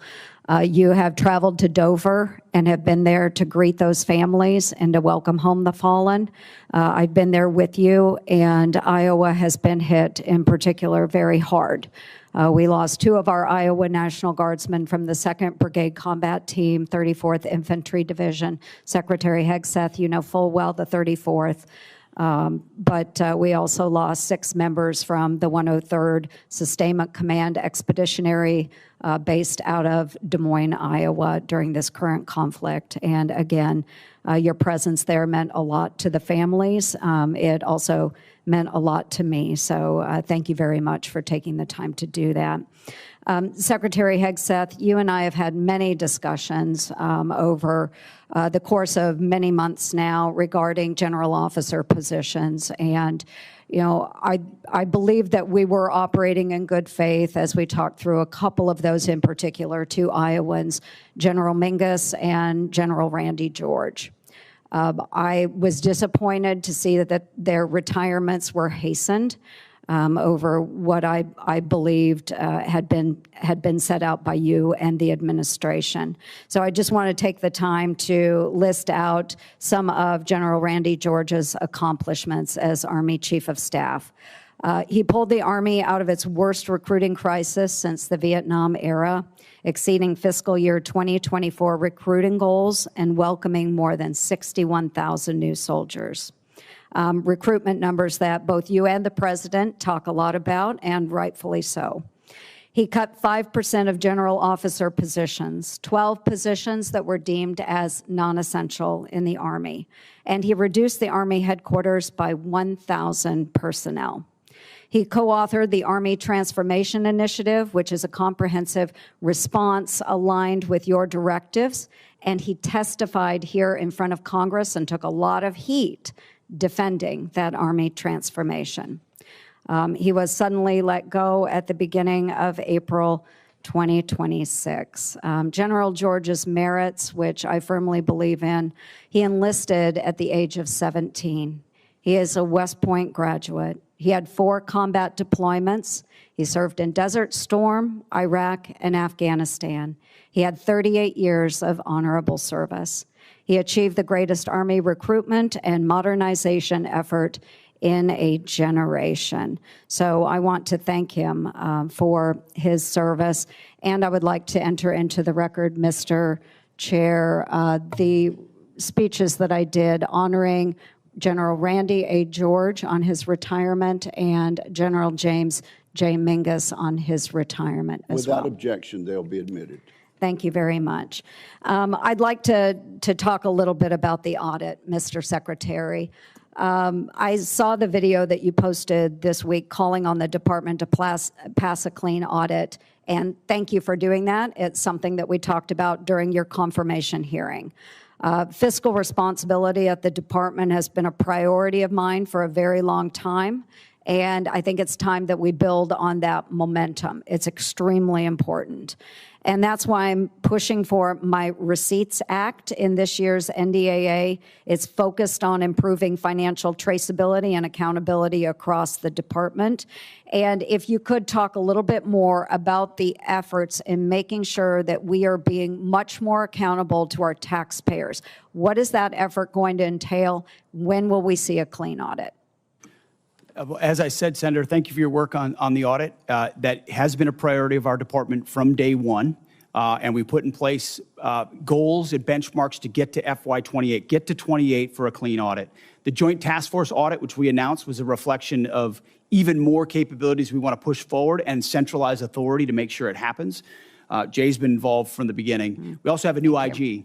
Who the new IG's focus, one of his focus points is precisely this, and he's prepared to work with us to ensure we reach it. So I think at every level and through this budget, it's a focus. Okay, thank you. We look forward to seeing a clean audit. Thank you, Mr. Chair. Thank you, Senator Ernst. Senator Hirono. Thank you, Mr. Chairman. Before I begin my questions, I'd like to take a moment to highlight the true costs of this war, both for the military and everyday Americans. The true cost of the president's illegal war with Iran. And since the start of the war, 14 brave U.S. service members have been killed and more than 400 have been wounded. We've burned through over $25 billion in taxpayer money with no end in sight. And the fiscal year 27 budget request is a massive 42% increase from last year. Hundreds of critical munitions have been expended, and deployments have been extended, directly impacting service members' quality of life, military readiness, and our ability to deter our adversaries. The relationships with our allies, some of our closest allies and partners, have been fractured. And the closure of the Strait of Hormuz, which somehow caught the president by surprise, even though he had to have been warned, is directly contributing to the affordable crisis that Americans are facing. Energy costs are skyrocketing with the price of gas now at its highest level in almost 4 years. Instability has driven interest rates to its highest level since September of last year. The cost of fertilizer is spiking, which will have a direct impact on the cost of food. This illegal war is driving up costs, undermining readiness, and alienating our allies with neither a clear rationale for starting this war nor an exit strategy. And when the president was asked how long he'll let this war continue, he said, "Do not rush me." I have a question for General Kane relating to women serving in combat, and I'd like to hear your best military advice. Does the mere fact of women being in combat armed units lower standards or readiness if they meet the physical standards? Well, ma'am, the standards are set by the civilians. We have examples of women leading well across the joint force. I'll highlight some of our current commanders engaged in the fight in Epic Fury. Specifically, one of our bomb squadrons are led by a extraordinary female leader who's doing great work. And but those standards are set by. I'm sorry, I didn't mean to step on you. I think your answer is that in fact it does not lower standards of readiness. Second question, should every service member, regardless of gender, be permitted to serve in any role, including the combat arms, if they meet the standards established? Yes or no? Is that to me, ma'am? Over the last decade, since combat arms have been open to women, have you personally seen any instance where the standard resulted in a degradation in combat effectiveness? Apologies, I didn't hear your first question. The people policies are all set by the civilian leaders in the government. Could you repeat the question again? I'm sorry, ma'am. Over the last decade, since combat arms have been open to women, have you personally seen any instance where the standard resulted in a degradation in combat effectiveness? Again, I'll highlight that the standards are set by our civilian leaders. Women continue to perform well across a range of MOSs and jobs and AFSCs that are out there. No. I do need to get to a question for Secretary Hegseth. Prior to your nomination hearing, you said women shouldn't serve in combat armed units. At your confirmation hearing, you reversed course, and you basically said as long as the women meet the standards, they should be able to serve. But recently, you ordered a review of the effectiveness of women in combat roles, and I am concerned you are laying the groundwork to reverse the policy allowing women to serve in these units, because right now, current law, if you want to change this policy, current law requires you to submit a report to Congress justifying such a change. So did you order the review to support a potential decision to overturn the policy of having women in combat roles?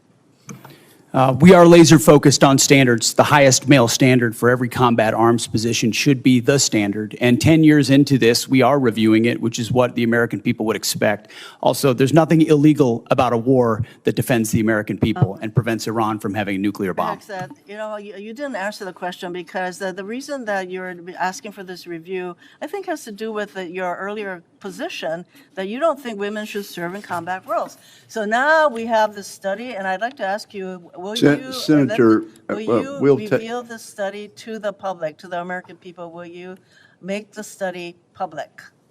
Will you make that study? Yes or no? We're doing the study for that very reason, to ensure that real science is applied to this question and not social engineering like the previous administration. We appreciate your assurance that that will be made public. Yeah, I think it's really critical that this study be made. Thank you, ma'am. Senator Scott. Thank you. Well, first, thank each of you for being here. Secretary Hegseth, you can talk about, you've had the job for a little bit. What are you most proud of, and what are your biggest challenges? Well, I appreciate the question. And what I'm most proud of is the incredible men and women who serve in our nations in uniform, and what they are capable of when they're given a clear mission and unleashed to do it.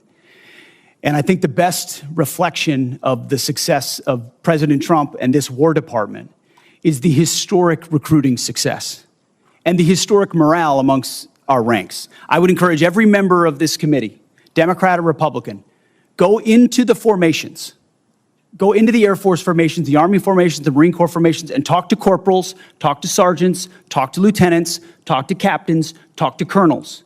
And what you will find are men and women more inspired to serve in the military than they have been in a generation. And you see that in the young Americans who are rushing to recruiting stations at historic numbers, 30-year highs across the force. We're hitting our recruiting numbers halfway through the year. Why is that? Because the American people look at what we're doing at the War Department by getting back to basics, and they're attracted to that. Same with our retention rates, which are now merit-based. Our best sergeants, our best leaders are staying. That's exactly what we want. So we've made changes to change the environment. The renaming of the department to the War Department is not just a name. In fact, it's restoring it to the original name of the department set by George Washington. But it's an ethos as well. That warrior ethos lives inside the heart of each one of these men and women, and we're unleashing it. I'm proud of the, I mean, you name it, the border, the missions, yes, those are all incredible demonstrations of that, but it's the people and the urgency of Americans to want to be a part of it that is the best affirmation, Senator. Thank you. So we've talked about the importance of not relying on Chinese drugs for our military. Can you just talk about what what you're doing to make sure that we don't continue to rely on China for anything, including our drugs? Oh, drugs. Yeah. Absolutely.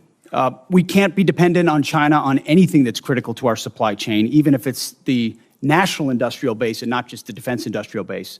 And you've been a leader on that. This committee's been a leader on that. Onshoring, bringing manufacturing here, bringing critical capabilities here is central to the interagency and the NSC, but also our department. If any critical weapon system is reliant upon something China could change at a moment's notice, then we have a true challenge to our ability to produce for the American people. And so we're finding all of those, changing them, onshoring it. Reviving the defense industrial base allows us to ensure we're separated from China on anything that's critical.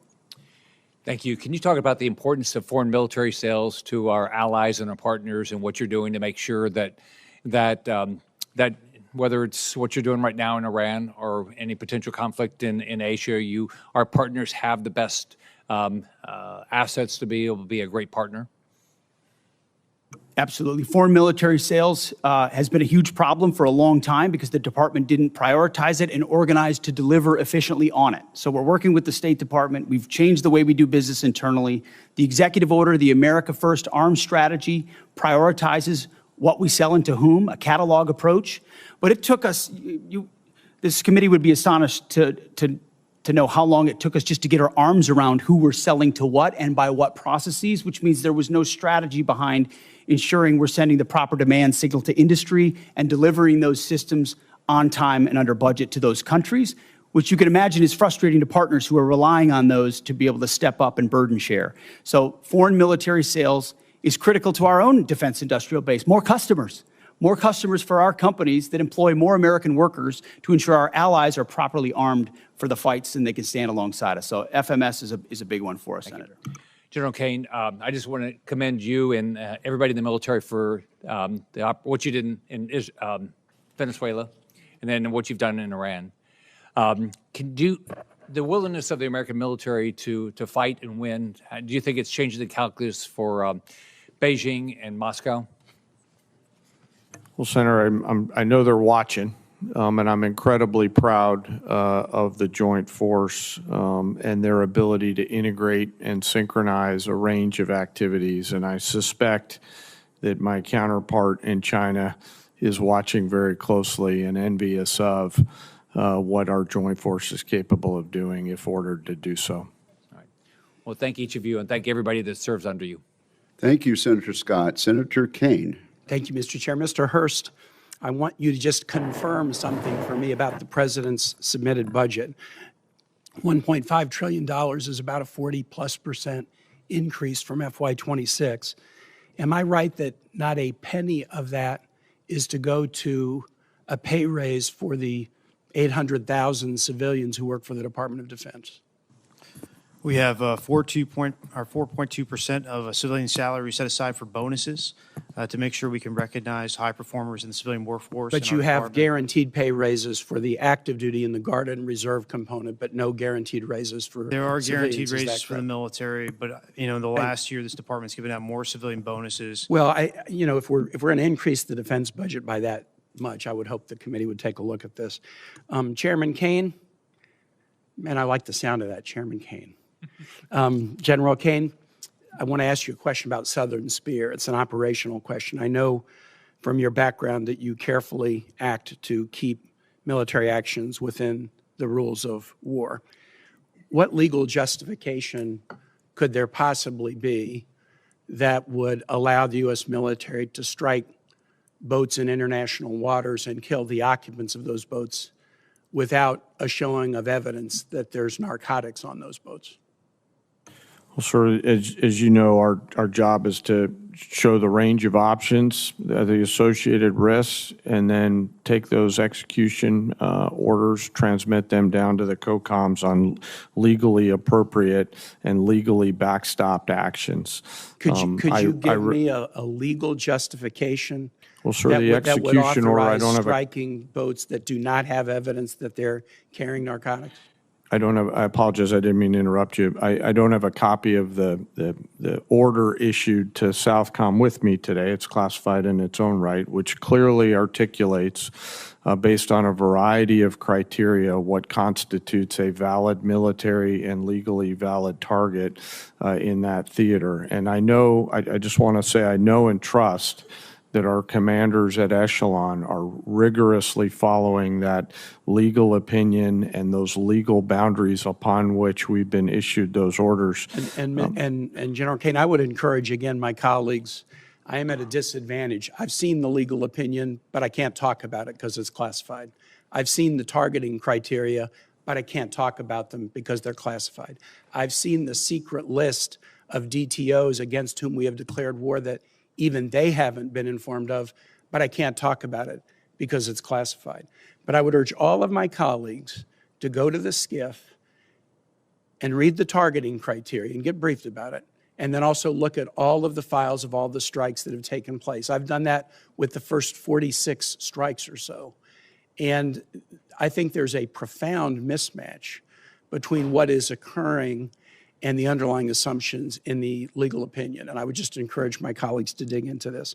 To Secretary Hegseth and General Kane, the War Powers Resolution specifies that a war initiated by a president without congressional approval must be concluded within 60 days. It can be extended by an additional 30 days if, quote, the president determines and certifies to Congress in writing that unavoidable military necessity respecting the safety of the U.S. Armed Forces requires the continued use of such armed forces in the course of bringing about a prompt removal of such forces. We're right at the 60-day deadline. Is the president intending to either seek congressional authorization for the war in Iran or send us the legally required certification that he needs an additional 30 days to remove U.S. forces from the war? Just briefly on the previous question, we do know that these are designated terrorist organizations, so we treat them like the Al-Qaeda of our hemisphere, just as a note. But that was not the question I asked. I know there's more to that question. I just think it's important for the public to understand that. There's no willy-nilly targeting of drug boats. We know exactly who these people are affiliated with. I was asking about what's on the boats. On Iran, ultimately, I would defer to the White House and White House counsel on that. However, we are in a ceasefire right now, which our understanding means the 60-day clock pauses or stops in a ceasefire. So they're not in. Yeah. It's our understanding, just so you know. Okay, well, I do not believe the statute would support that. I think the 60 days runs maybe tomorrow, and it's going to pose a really important legal question for the administration. We have serious constitutional concerns, and we don't want to layer those with additional statutory concerns. I yield back, Mr. Chair. Thank you very much. Senator Sullivan. Thank you, Mr. Chairman. Thank you, gentlemen, for your testimony.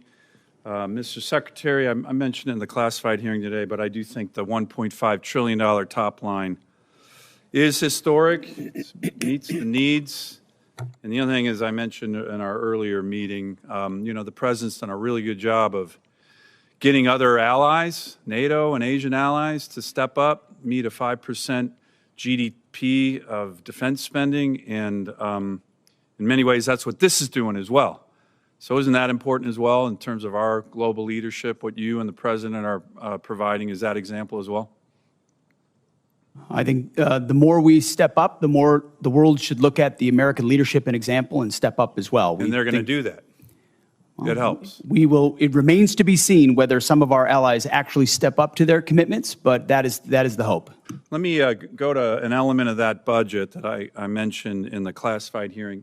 I always like to put this chart up in different hearings. We have the examples.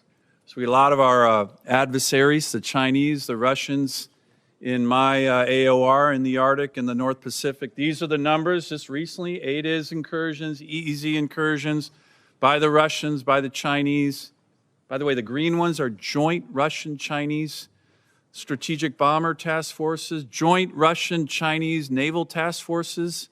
This is America, right? This is a really important part of our national defense. So I was pleased to see that one of the elements in the budget was what's referred to by the Air Force as the JBER fighter town recapitalization, given how strategically important that Air Force base is. General, can you talk a little bit about that recapitalization? It's for building out what is a very strategic base, but old. A lot of these facilities are from the 1950s. The goal in the Air Force's language was to have a recapitalization to provide a new state-of-the-art fighter facility capable of supporting multiple platforms now and well into the future. $6.9 billion total authorization, $2.2 billion approps for this year. Can you talk about the importance? I was glad to host you at JBER recently.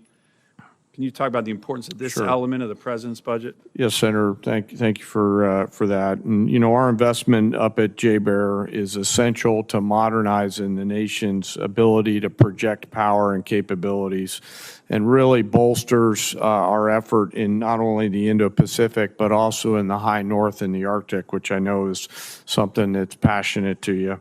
The Arctic is certainly becoming more operationally and strategically valuable, and we need to be thinking proactively around how we're going to set the conditions for us to offer a range of options to the Secretary and the President about power projection across a range of capabilities, and fighters is certainly one of them, and the recap effort that's there. You know, it is our ability to protect that flank is a national imperative and something that we want to keep focused on, and we appreciate the efforts across this committee and the rest of the Congress to help us with that. Thank you. Ms. Secretary, one of the things that I've been talking about and I think is really important now is American energy and us being energy dominant. President put a recent executive order out highlighting the need to accelerate the ability to produce LNG in America. We have a huge LNG project that we're getting close to getting off the ground in Alaska. It would be huge for our military in terms of energy for our military, huge for our allies. And can I get your commitment to work with me and this committee? You mentioned in your testimony the Office of Strategic Capital. This, to me, is one of these projects that I think would be absolutely critical for our national security. We talked about this just in Admiral Paparo's testimony last week. He was talking about the Alaska LNG project as hugely strategic, kind of a private sector, American counter to the Chinese Belt and Road Initiative. I think it'd be a great opportunity to work with the Office of Strategic Capital. Can I get your commitment, Ms. Secretary, to do that on this project? Yes, very aware of that project, and I think it's the Office of Strategic Capital is a great place to look at partnering. Great. I appreciate that. Finally, I'm just going to ask, 47 years of war that we've had with Iran. My colleagues on the other side of the aisle, you know, they talk about the civilian casualties. These are all horrible whenever there's any civilian casualties. But just general, do our forces target civilians ever?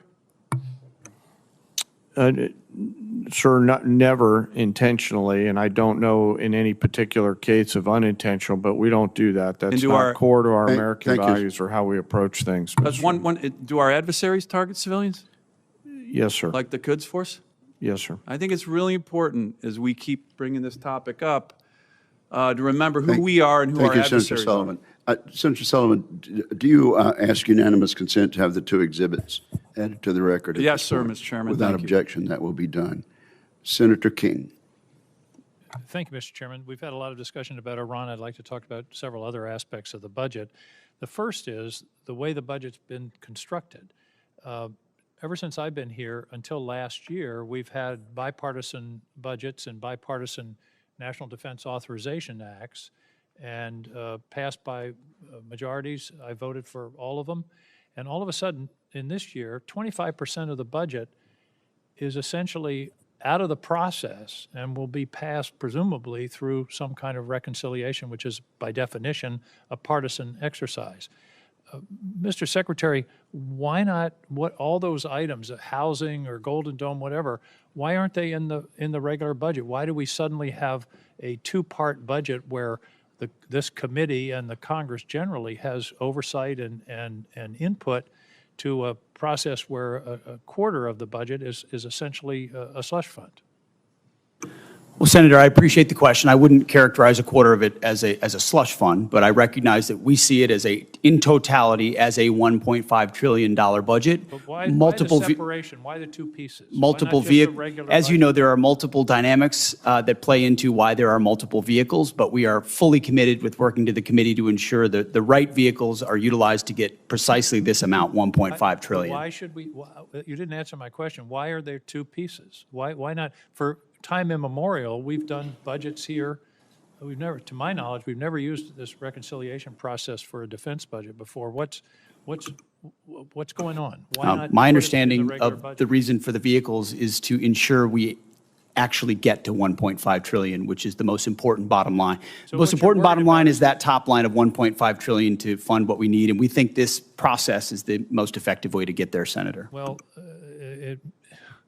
what you're really saying is we don't want to deal with that pesky Congress and their appropriation process. I think this is significant, Mr. Chairman, that we're basically abdicating a quarter of our responsibility in terms of this budget. Let me move on. One of the factors of this budget that hasn't gotten any publicity is that there's zero funding for Ukraine. That's correct, isn't it, Mr. Hurst? That's correct. There's no USAI funding in this budget. And there was 400 million that was appropriated last year by a bipartisan, bicameral act of Congress. What's become of that money? My understanding is not a dollar of it has been dispersed. It was released very recently, and again, we got these funds, I believe, in March. And it takes time for funds to flow through the department, but it's going to get put to work very shortly. We're going to work with the UCOM commander to make sure we use these funds in the most appropriate way possible. I didn't want Senator Sullivan to be the only one with an exhibit. This indicates what's happened to our support for Ukraine over a period of years. The orange bars are U.S. support. The blue bars are Europe. As you see, Europe is 99% in the year 2026. Same thing with humanitarian and other aid to Ukraine.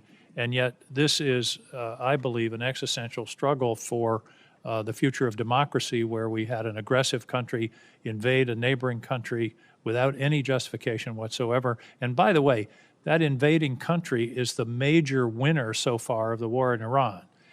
They've gotten, the estimates are $40 to $80 billion of additional revenues from oil and the relief of sanctions as a result of the war in Iran.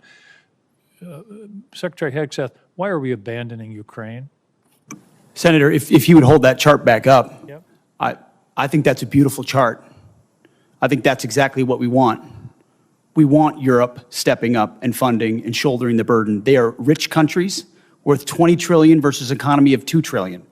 Europe can step up, Europe can fund it, and they have through our Pearl Initiative and through our European Command.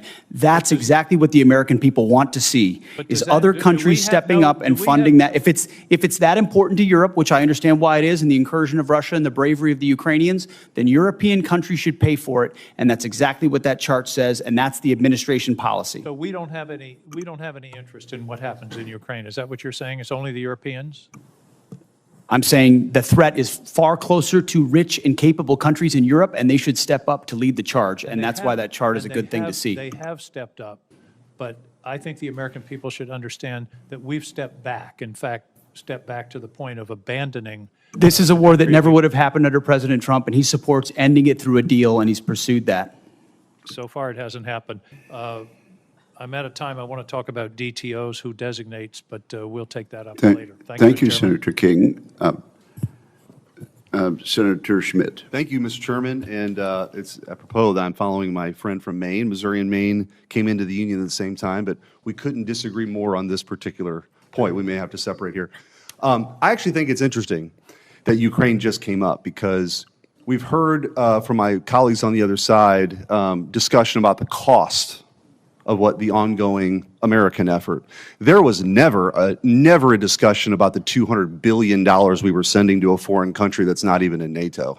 Never. In fact, when amendments were offered for independent audits of how that money was spent, there was bipartisan opposition to that kind of oversight. So I find it really rich now that there's a complaint that we're not spending money on Ukraine. And by the way, $30 billion for salaries for bureaucrats, pensions and social safety net programs and government operations to keep the state functioning during wartime. That's where American tax dollars were going, $30 billion for bureaucrats in Ukraine. And we just heard a speech for more money for Ukraine, yet the $1.5 trillion for this country is being balked at. I mean, I've seen Ukraine flags all over this Capitol for 3 years. At the same time, the same people call the President of the United States of this country a Nazi. So forgive me if I feel like we've lost our bearings a little bit.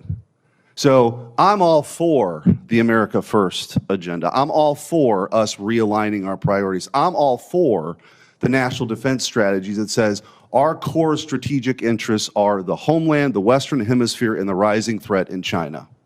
And that means our European allies should step up. If Vladimir Putin is truly some existential threat and the next Hitler that's going to roll through Europe, you would think, by the way, he can't take Kiev, so you can't have it both ways. He hasn't made it to Kiev. But they would step up.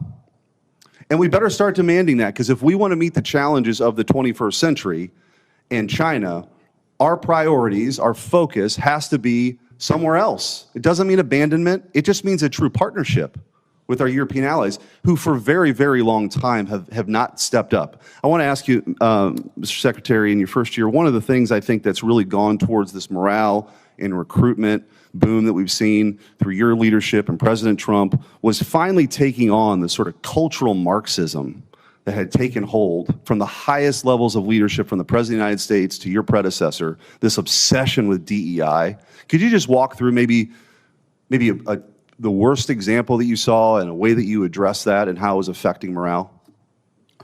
Well, thank you, Senator. First of all, I want to fully associate myself with the first 2.5 minutes of your comments, and I appreciate that perspective very much so. I would note $30 billion for bureaucrats in Ukraine is more than the bill that we've talked about today for a existential and critically important war to ensure that Iran doesn't get a nuclear weapon. That's worth noting. I haven't talked about it as much in these hearings because this is a budget hearing about $1.5 trillion that's historic and significant. But underwriting the change that we've seen at our department was a laser focus on getting back to basics. And the key word to that is merit. We had a department that was obsessed with gender, ideology, and race, diversity, equity, and inclusion. In fact, the mantra you would hear dripping from the lips of generals and with a serious look on their face was, "Our diversity is our strength," which is the single dumbest phrase in military history. Of course, our diversity is not our strength. Our unity is our strength, our shared purpose, the flag we wear, and the Constitution we serve to defend. And when you clear that debris away, whether it's Marxist ideologies or social engineering or political correctness or quotas based on gender and diversity, you get the best of the best rising up, regardless of gender, regardless of race, motivated by that environment where merit reigns. It's accountability, standards, lethality, readiness, training, all the debris wiped away. That is the secret sauce of the revival of the War Department and why Americans are attracted to serving in it and why those inside it, why morale is sky high. And any insinuation that it is not are coming from folks who haven't been in our units recently. Go visit the troops at every level, and their morale is at record levels. And I want to talk about morale with the 15 seconds that I have left. I want to thank you for coming to St. Louis for your Arsenal of Freedom tour, where the next generation aircraft, the F-47, is being built by the hardworking men and women in Missouri who take a tremendous amount of pride for that aircraft that's going to go further, see further, go faster, have a bigger payload. And I know there's another decision coming with the FA-XX, but really appreciate your leadership, and thanks for coming. Thank you, Senator. Thank you, Senator Schmidt. Senator King, do you wish to ask unanimous consent to include your exhibit in the record? Yes, please. Without objection, that will be done. Senator Warren. Thank you, Mr. Chairman. So Americans are paying a high price for Donald Trump's war with Iran. We've got 14 service members who are dead, over 400 more who are wounded. Prices are rising for nearly every American family. But someone is profiting off Trump's war. Insiders who know what's going on and who place bets on that inside information. On March 23rd, just 14 minutes before Trump unexpectedly posted about, quote, very good conversations on ending the war, traders suddenly bet $500 million on the price of oil, which, once Trump made his announcement, immediately dropped. It happened again on April 7th, and then again on April 21st, a surge in oil bets, then a Trump post, and then a huge shift in oil prices in just the space of minutes. It looks like insiders have been making out like bandits, using secret information about the war. Now, one U.S. soldier has been charged, but that was for betting on capturing Maduro months ago. Not a single person has been charged in the many trades over the Middle East war. So, Secretary Hegseth, do you have any explanation for these perfectly timed spikes in trading activity other than insider trading? Senator, all I can tell you is that everything we've done in our department, everything we've done with information, in working with the White House and across the interagency has been completely above board. Well, so what does it mean? Do you have any other explanation other than insider trading? Do you have a story for why just minutes before there's an announcement, there's a surge in trading activity? Senator, I'm more than focused on doing my job and ensuring we execute properly, which thankfully, under this administration, our troops have done incredible things in all these missions. My job in all of those moments is to make sure we're prepared. And that's part of the reason why we've been so successful in these raids, in these efforts, is that this joint force is prepared. You're saying you're not paying any attention to this insider trading. Is that what you're telling me? That you've paid no attention to this? You haven't noticed it? You haven't done anything about it? What I'm saying is we're focused on our mission of executing for the American people, and what happens in markets is not, in betting markets is not something we're involved in. What happens in betting markets doesn't matter to you, even if the information may be coming from insiders in your office? Senator, it's not something we're involved in at all. And of course, we take operational security at every level very seriously. In fact, no one's taken operational security more seriously than us. If you look at what it required to keep secret Midnight Hammer and Operation Maduro, the absolute resolve with Maduro, and the steps we've taken, so no one's been tighter about ensuring that operational security is ensured. To deal with insider trading out of your office? I mean, we would ensure at every level that inside information is I take that as a no. Properly safeguarded. All right. Well, obviously you're not. I'm also concerned about recent reporting on your own financial dealings with regard to profiting from the war in Iran. The Financial Times reported that your broker tried to buy hundreds of shares in a BlackRock fund invested in defense companies just before the war began. The law clearly prohibits the Secretary of That entire story is false, has been from the beginning, and was made up out of whole cloth. And anybody that looks at it sees how it was worded from the beginning to make it look like I was involved in something I had nothing to do and never have. So any insinuation that I've ever profited, other than serving this nation, what I give, what you give, what others give, I'm not looking for money. I don't do it for money. I don't do it for profit. I don't do it for stocks. And that's part of the reason why I'm able to be effective in this job, because no one owns me. No one owns this department. No one owns this president, and we can execute for the American people, and we do. The law clearly prohibits the Secretary of Defense from owning stock in the 10 biggest defense contractors. Other senators and I sent you a letter with detailed questions about this, and you have not given us a response. So I'd like to hear you say, did you, through your broker at Morgan Stanley or otherwise, seek to invest in any defense-related funds right before Trump started the Iran war? I'll give it to you as a big, fat Negative. Then let me ask you a second question. Is your broker getting your personal sign-off on any investment in individual stocks? Bigger, fatter, negative. He's not getting your sign-off before he makes investments in defense stocks? Can I refer you to your I'm not making ethics investments, agreement? Senator. I am asking, does he know that he has to get your sign-off before he does that? Of course. The I time don't know what of you're the looking for, but you ain't senator going to has find expired. Thank you. Thank you, Senator. I would like to enter into the record the ethics agreement that the Secretary of Defense has signed, that he will sign off personally before his broker makes any attempt to buy defense stocks. Is there objection? Thank you. Without objection, it will be admitted. Senator Banks. Thank you, Mr. Chairman. Secretary Hegseth, you're doing a great job. I've been in Washington for 10 years, several secretaries of defense, now Secretary of War. You're the best that we've had since I've been in Washington. What you've done to restore readiness, restore military recruitment, get the Pentagon focused on warfighting is second to none. And I appreciate what you and President Trump and General Kane are doing very much. In fact, General Kane, according to the Department's 2025 China Military Power Report, quote, China believes the next revolution in military affairs will occur when militaries transition to intelligentized warfare and fully integrate artificial intelligence, big data, advanced computing, and other technologies into the joint force, end quote. Can you describe, General, in greater detail how the PLA is using AI to enhance its military capabilities? You bet, Senator. They are attempting to integrate AI across the range of their warfighting functions, which extends to command and control, information advantage, intelligence, certainly kinetic and non-kinetic capabilities, and to a certain extent, sustainment. I'll note that so are we.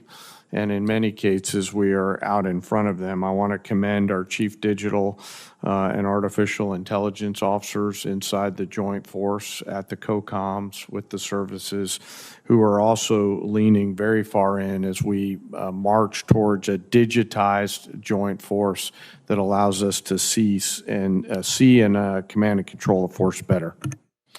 The China Military Power Report also goes on to note that the Chinese AI sector remains, quote, constrained by its limited access to high-performance AI chips. General Kane, how big of an advantage is it for the American warfighter that America's arsenal of compute is bigger than China's? Sir, it's critical to us, and while I acknowledge there's all kinds of chip issues in this, it is important to us to continue to scale at that. And I'll highlight a lot of the work going on up at Fort Meade that the committee's helped to advance in the cyber capabilities. So we appreciate the help with that. If that advantage were eroded and China were able to develop more advanced AI capabilities as a result, what are some of the potential consequences for American warfighters? Well, sir, it could certainly put us at risk, and that's why we're leaning in so hard. There's always a balance between commerce and protection. I acknowledge those are policy matters, I think, is what you're starting to get towards. But on a pure military-only standpoint, we would see some defense in depth eroded from that. Secretary Hegseth, do you agree that enhanced Chinese AI capabilities could put American service members at risk? Senator, we absolutely have to stay ahead. The advantage that AI provides apply to any number of capabilities, whether it's domain awareness, targeting cycles, you name it, AI and leveraging it, and that's why we've made it the forefront. I mean, it's AI first with everything that we do, integrating it at every potential echelon to ensure we can respond faster. If we're better at that than any adversary is, it's going to give us an advantage, and we have to maintain that. I agree. Do you agree that we should do everything in our power to ensure that American service members go into battle with an overwhelming and fear-inducing technological advantage, particularly with AI? Always. Overwhelming is the goal in every scenario. Earlier this year, the Pentagon issued updated guidelines that prohibit department funds from supporting grants and contracts involving fundamental research collaboration with blacklisted Chinese entities. How important are those restrictions to safeguarding our technological leadership? Have to have them, especially when you look at the power of models and all of those things. And you have connections to entities that could have connections to your adversary, and you can have degradation of your advantage. Again, this is where I appreciate your leadership, Mr. Secretary, which has been second to none. And I know that you will work with Congress to help codify those restrictions and encourage taxpayer dollars to never advance the capabilities of our enemies and our adversaries. I appreciate both of your leadership. We've come a long way in a couple of years from, the night and day difference between the last administration and this administration is apparent to every Hoosier that I talk to. So I appreciate your leadership. I yield back. Thank you very much, Senator Banks. Senator Peters. Thank you, Mr. Chairman, Ranking Member. Gentlemen, welcome to the committee. I appreciate this discussion. I'll just start off. The number one question I get when I'm back home from people is basically very simply, when will this war end?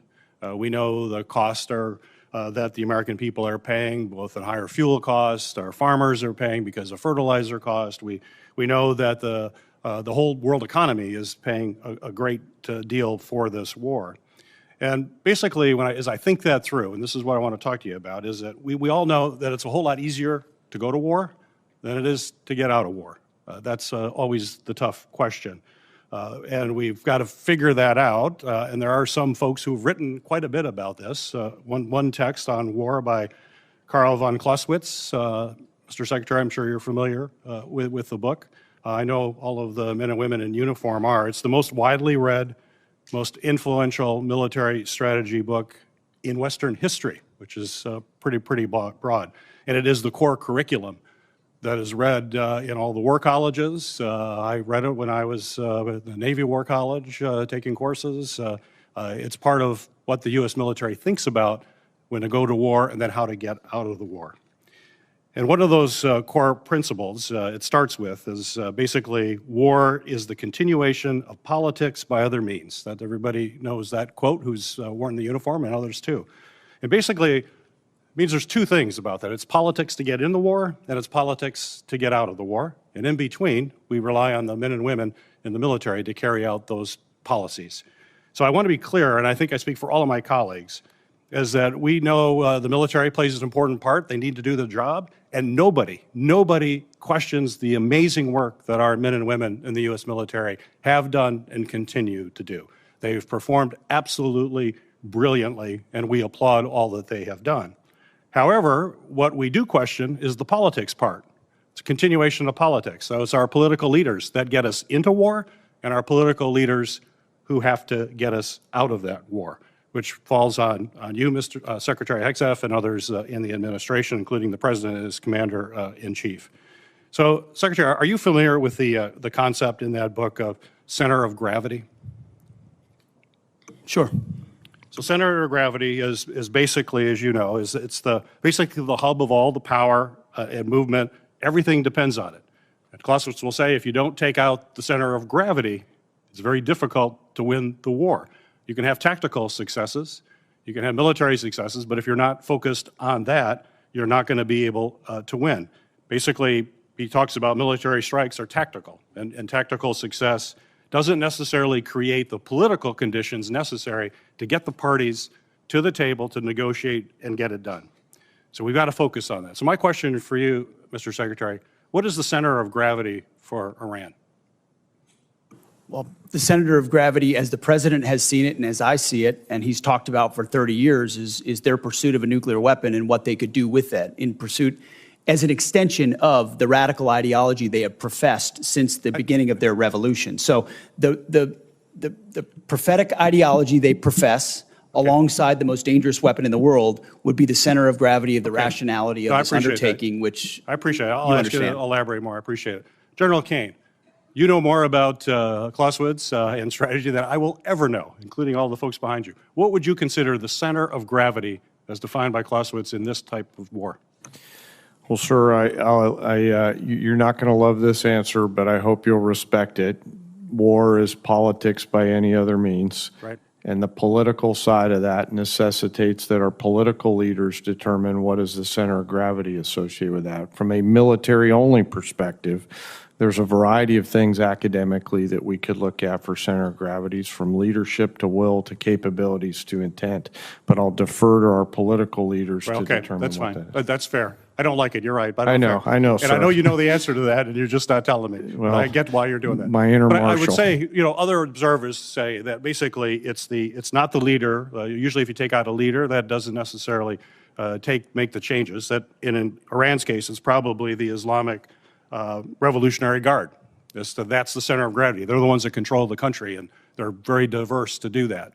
The Americans' center of gravity is probably our economy and our ability to maintain public opinion support. We already know the public isn't there. We know the impact to our economy. And central to that is the leverage. And I'm running out of time here, but the central of leverage is the Strait of Hormuz.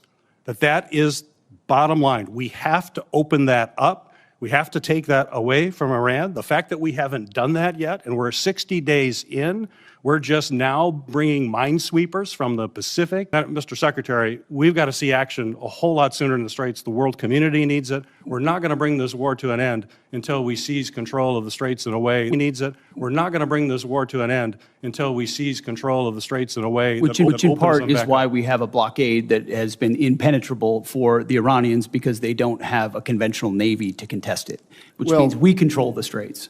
The time of Senator Peters has expired. Let me observe that I very much appreciate the senator from Michigan suggesting ways in which our effort in Iran could be more successful. I do appreciate that. And let me also observe, Senator Kaine, that civilian control goes back well beyond Marshall.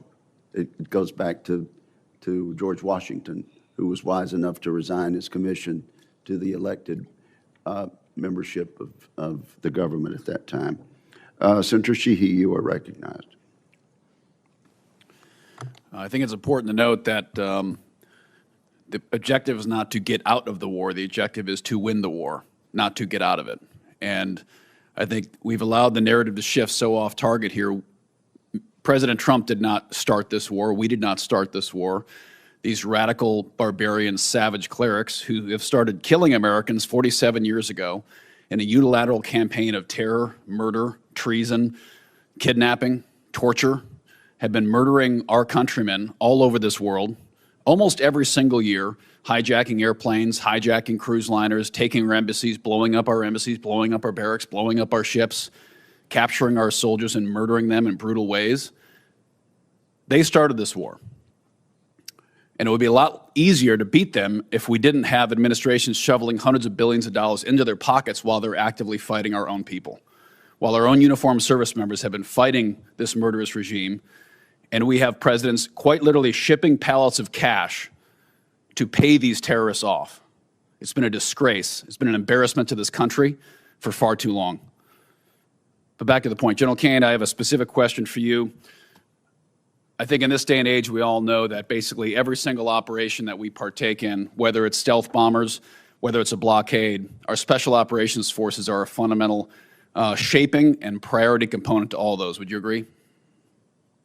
Yes, Senator, I would. And I think for the last about 15 years, the special operations community budget has been largely flat, even adjusted for inflation. And yet, continuously, we call on those warriors to deliver the impossible. And they pretty much do. We were reminded just a few weeks ago, even after the amazing Maduro raid, when we had to rescue one of our F-15 crewmen, yet again, the SOCOM's budget, how we affect that and how fast we can do it. Well, sir, I'll just highlight my gratitude and appreciation for the entirety of the SOCOM joint force at Echelon and the work that they do. You know, I'll leave the budget numbers and the increased percentages to my civilian leadership, but echo to your point, the exponential return on whatever investment they give. These are incredible. Many of these historic aspects, SOCOM should be part of that supplemental as well. Makes complete sense. Who's been shouldering a huge part of the burden? Makes complete sense. Who's been shouldering a huge part of the burden?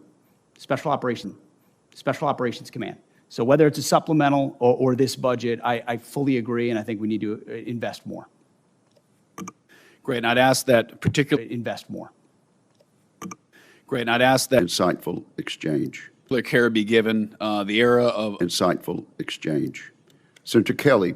Senator Kelly. Thank you, Mr. Chairman. Gentlemen, thank you for being here. Secretary Hegseth. Thank you, Mr. Chairman. Gentlemen, thank you for being here. Secretary Hegseth. Safe to say that our weapons like SM-3s, Tomahawks, Patriot missiles have capabilities that are unmatched. That's why they cost a lot. This is a quote. This was a massive, overwhelming attack across all domains of warfare, striking more than 1,000 targets in the first 24 hours. On March 10th, you said, yet again, our most intense day of strikes inside of Iran. On April 6th, you said, and this is another quote, the largest volume of strikes since day one of this operation. Your department has released video Patriots. I'm not even going to say the numbers, but a lot of Patriots, a lot of THAAD rounds, JASSM-ER, Tomahawks, very expensive. JASSM-ER, Tomahawks, very expensive, exquisite. We can't make these munitions overnight. And it's clear from your budget request that you know that. Can you tell a budget request that you know that? Can you tell us how many years specific? Real time. So just to replace what we have expended. I said months. And then you said years. Both, it depends on the weapon system, but 2 to 3, 4x of what we have today. So Okay. yes, we're dealing with a reality under the previous administration of what they sent to Ukraine and what they allocated elsewhere. Okay, I got it. So And we we're fired rapidly doing years it quickly. worth of munitions. I've got about a minute. And I want to go to another topic. I saw your hearing yesterday. And I'm going to give you one more chance to address a question. Here. It's my understanding that the definition of no quarter. Do you stand by that statement you made on March 13th? We have untied the hands of our warfighters. We fight to win, and we follow the law. Okay, so you're not clarifying. So you stand by that statement. So you're the Secretary of Defense. The things you say matter. And your response here, right now, makes it clear to the American and has taken military action in 10 places in the world in 15 months, more than any president in U.S. history. I think President Trump has really become a foreign policy president. And many of those operations, were on the news for a couple of days, but then the American public didn't feel them. And I think the difference with this war with Iran is that the American public is, and we can block what they're trying to get through, but nothing is moving and it's costing the American public. And I think that's nothing is moving and it's costing the American public. And I think that's a fundamentally different moment than the rest of the military action we've taken.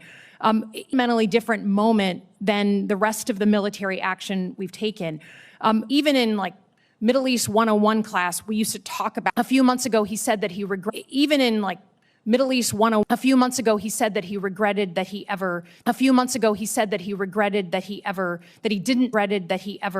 didn't sign that executive order. So the U.S. military has signed that executive order. So the U.S. military has never been deployed. You incorrectly said never been deployed. You incorrectly said yesterday that they were deployed during different elections. Governors deployed them to your predecessor, and your predecessor said publicly, "Thank God we didn't actually go." Your predecessor said publicly, "Thank God we didn't actually go forward with it." What are you going to do? You're the guy here in the seat. It's not hypothetical. Tell the American people, will you deploy the uniformed military to our polls to collect voter rolls or machines? Are you accusing me of performing? Because you're Secretary. I've never been ordered to do anything illegal, and I won't. That Thank goes you without saying. Thank you for the answer. Senator Duckworth, you're now recognized. Thank you, Mr. Chairman. Despite his campaign promise of no new wars, President Trump has been obsessed with using the military any chance he gets, from deploying troops to American cities to propping up Maduro's chosen number too clearly now. And using force has made Americans in the Middle East less already seeing too clearly now. And using force has made Americans in the Middle East less safe while spiking costs for Americans here at home, all through the safe while spiking costs for Americans here at home, all through the tune of 14 service members dead, hundreds wounded, billions of taxpayer dollars and untold costs to our military readiness. This administration claims to be focused on General Kane. Can you tell us the status of the Iranian Revolutionary Guard Corps' Navy, the entity actively closing the strait? Senator, apologies, I was listening to you. I was just trying to write it down. No worries. They're mostly develop capabilities that would be difficult. For conventional U.S. military forces to target. Iran's advantage was well known to anyone paying attention. I have no doubt that competent planners in the Pentagon raised their concerns about a quagmire in the strait to leadership. The question is why their leadership did not pay attention to this sound advice. Hubris is not preventing a crisis boiling over into a war in the Indo-Pacific. General Kane, do you agree that the military would benefit from significant intra-agency planning by the Department of Defense on actions short of war, that can be taken if a crisis occurs? Ma'am, I appreciate that question. Ma'am, I appreciate that question, you highlighting the importance of that. And this war of choice is draining our military resources. We need leaders who do everything they can to ensure warfighters only fight when they have to, not because of one man's whims and a lack of bravery among the yes men he surrounds himself with. I thank you for your service, General, and I continue to look forward to working with you. That the U.S. government has already deemed contaminated, identifying those who served in such locations, and providing documentation of that service to the VA so that they can receive the veterans' benefits that they have earned. You bet, ma'am. And I'm, since our last. Simultaneously. So before I ask you about the inconsistency, I just want you to reconfirm what it is you plan to use this technology for. It's been publicly reported that the decision to label Anthropic a national security risk was influenced by your personal and very public contract dispute with Anthropic when the company said. In terms of agreement with Anthropic. This is not the question. This is not about Anthropic. This was just an example. I want you to confirm that whether or not there will always be a human in the loop when AI is used in a kill chain for lethal targeting decisions. Will there always be a human in a size appropriate levels of human judgment over use of force? That is in the DOD. That's why we follow the law, Senator. So the answer is yes, Mr. Secretary. The answer is we follow the law. Absolutely. I think this is more important than. Yes, Mr. Secretary. The answer is we follow the law. Absolutely. I think this is more important than following the law. I think that people want to know that AI isn't going to make lethal decisions, and it is critically important. AI is not making lethal decisions. That's what we want to hear. We're going to follow on that one. I have just to say how we choose to say it. How do you justify using this language as Secretary of Defense? Words matter. You justify using this language as Secretary of Defense. Words matter. It's a historically hurtful term. Why do you continue to use it? And what actions are you taking to prevent rhetoric like this from permeating throughout the department that is going to target specific groups or individuals of people based on their religion? Senator, I feel like it's a pretty accurate term for folks who don't see the plank in their own eye and always want to see what's wrong with an operation as opposed to the historic success of preventing Iran from getting a nuclear weapon. So I stand by it. You stand by calling people Pharisees. Sir, I cannot. Else is in the neighborhood, it looked like 1.7 to 1.8. So the president decided we're going to build our own version. We're going to call it Golden Dome because the president likes the color gold. We've seen that, see it in the Oval Office. We're going to call it Golden Dome, and it might cost somewhere between $500 billion and $1 trillion. I've heard those estimates. By the way, on that problem, I know a little bit about intercepting stuff in space. It's really hard. And the physics on this favors the offense. There's some things in that program that I think is really important that we do and try to figure it out. But space-based interceptors to hit multiple targets, and by the way, it's important how you size the system. So I'm trying to understand, Mr. Secretary, what kind of detail did you guys, did you work out like a detailed plan, and at the end of the day it came out, oh, it just happens to come out to be $1.5 trillion?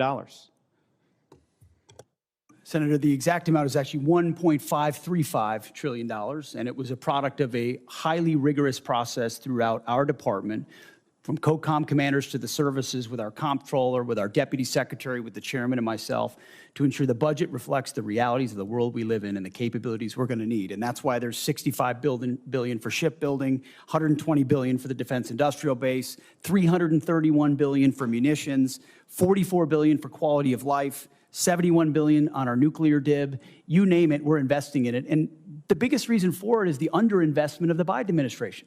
I mean, what they spent on defense, the continuing resolutions and others, undercut the buildup that the President Trump had created. So yes, we're doing a lot of deferred maintenance here around the world and in our department, and this budget reflects it. And it's a commitment, a generational commitment to the security of the American people. And if the rest of the world won't spend on their defense, that's their fault. The American B-21, also supportive.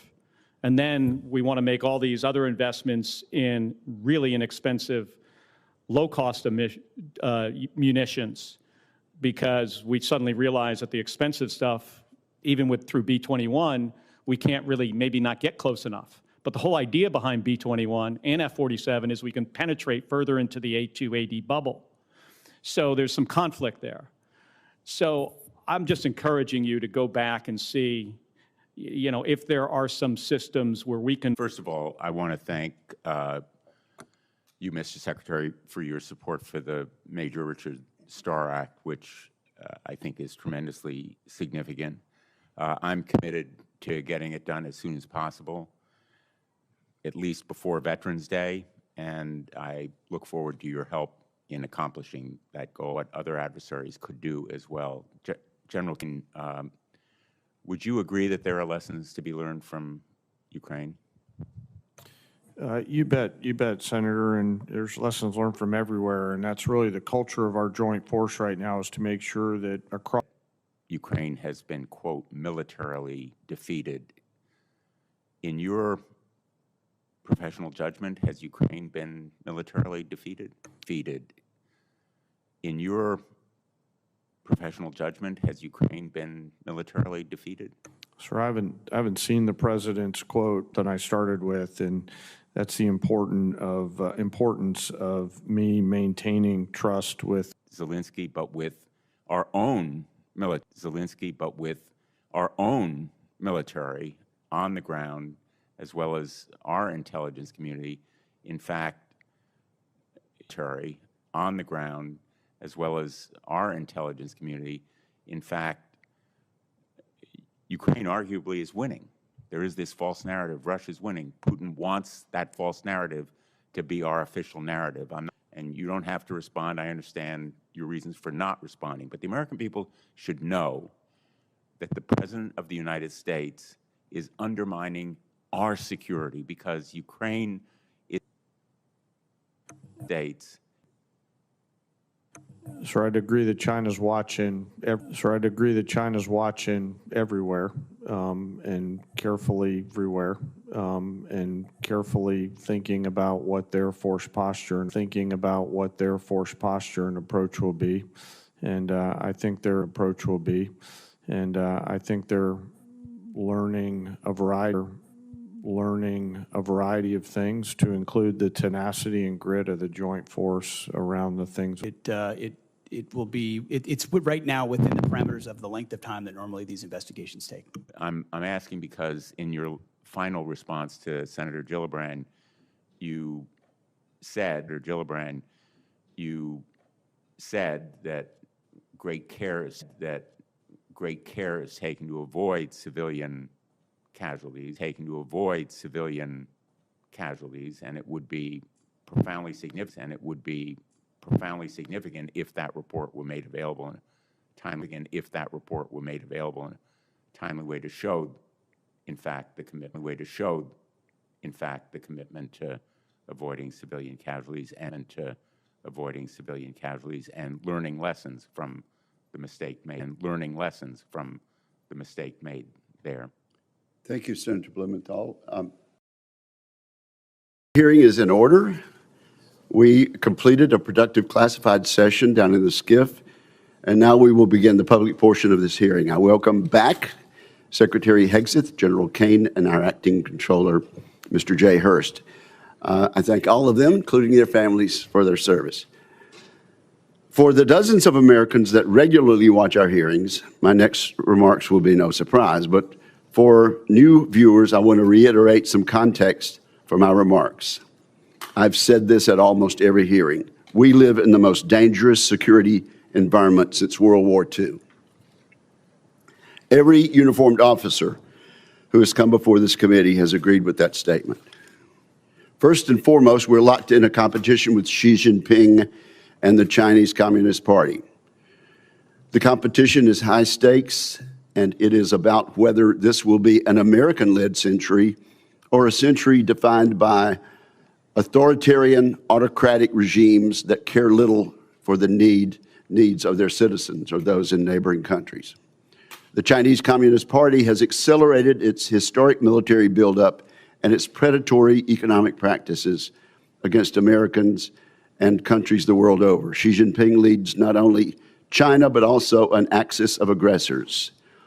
This growing alliance cannot be denied. It includes China, Russia, Iran, and North Korea. They're united around this goal, to oppose America's interests and the interests of other like-minded democratic countries across the globe.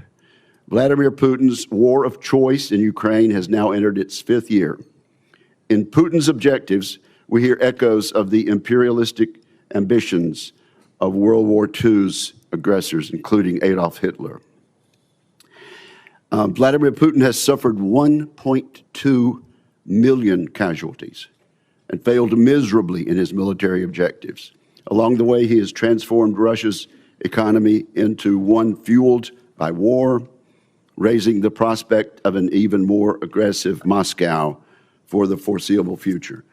Most of Iran's leaders are now deceased, but they and those who survived them have consistently sought violence against America, Israel, our Gulf allies, and the Iranian people.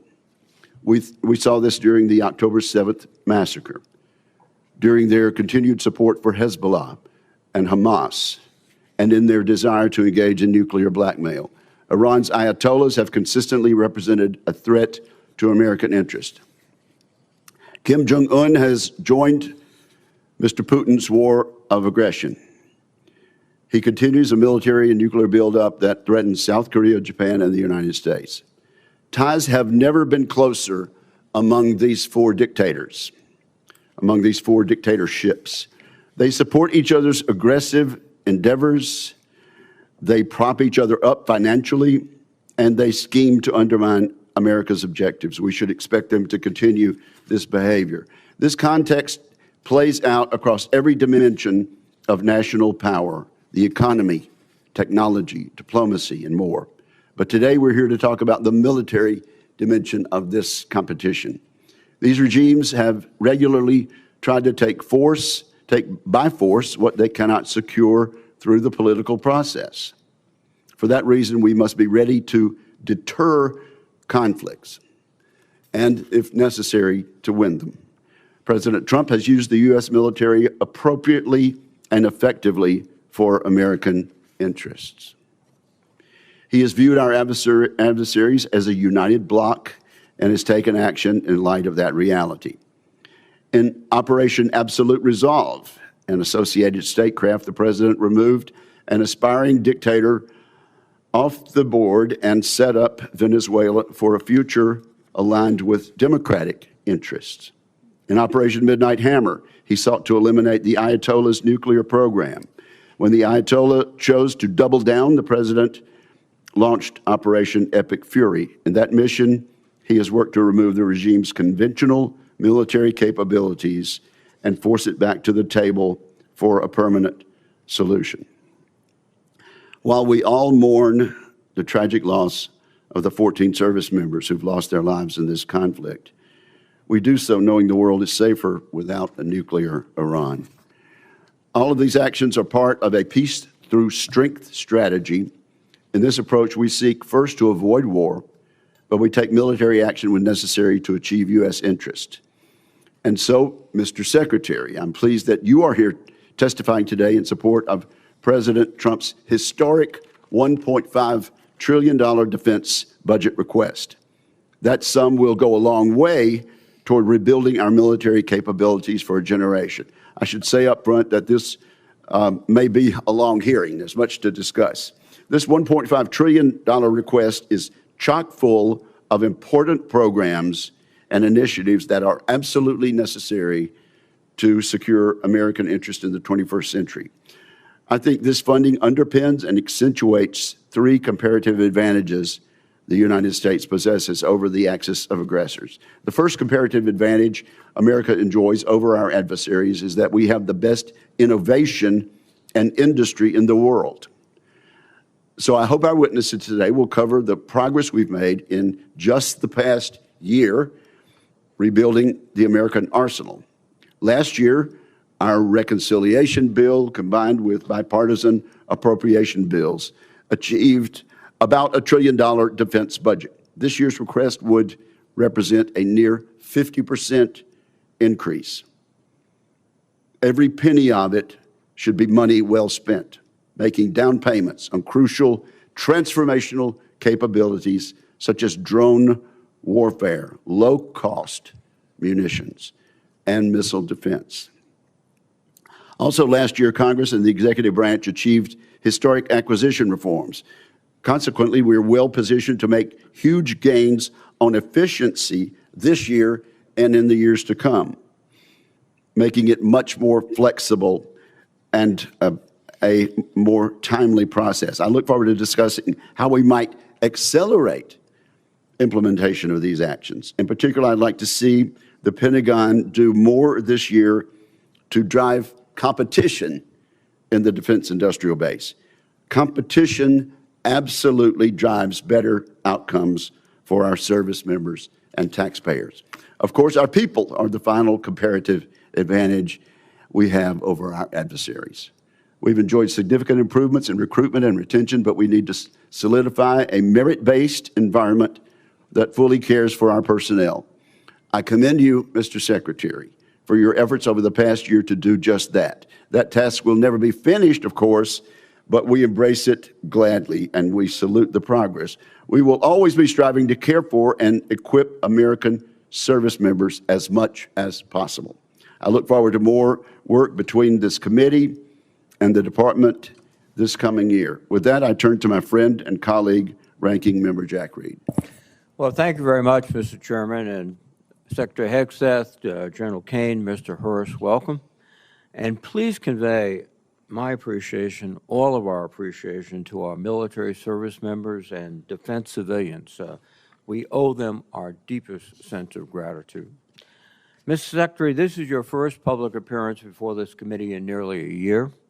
Since your last public testimony, you and President Trump have unwisely taken the United States to war with Iran.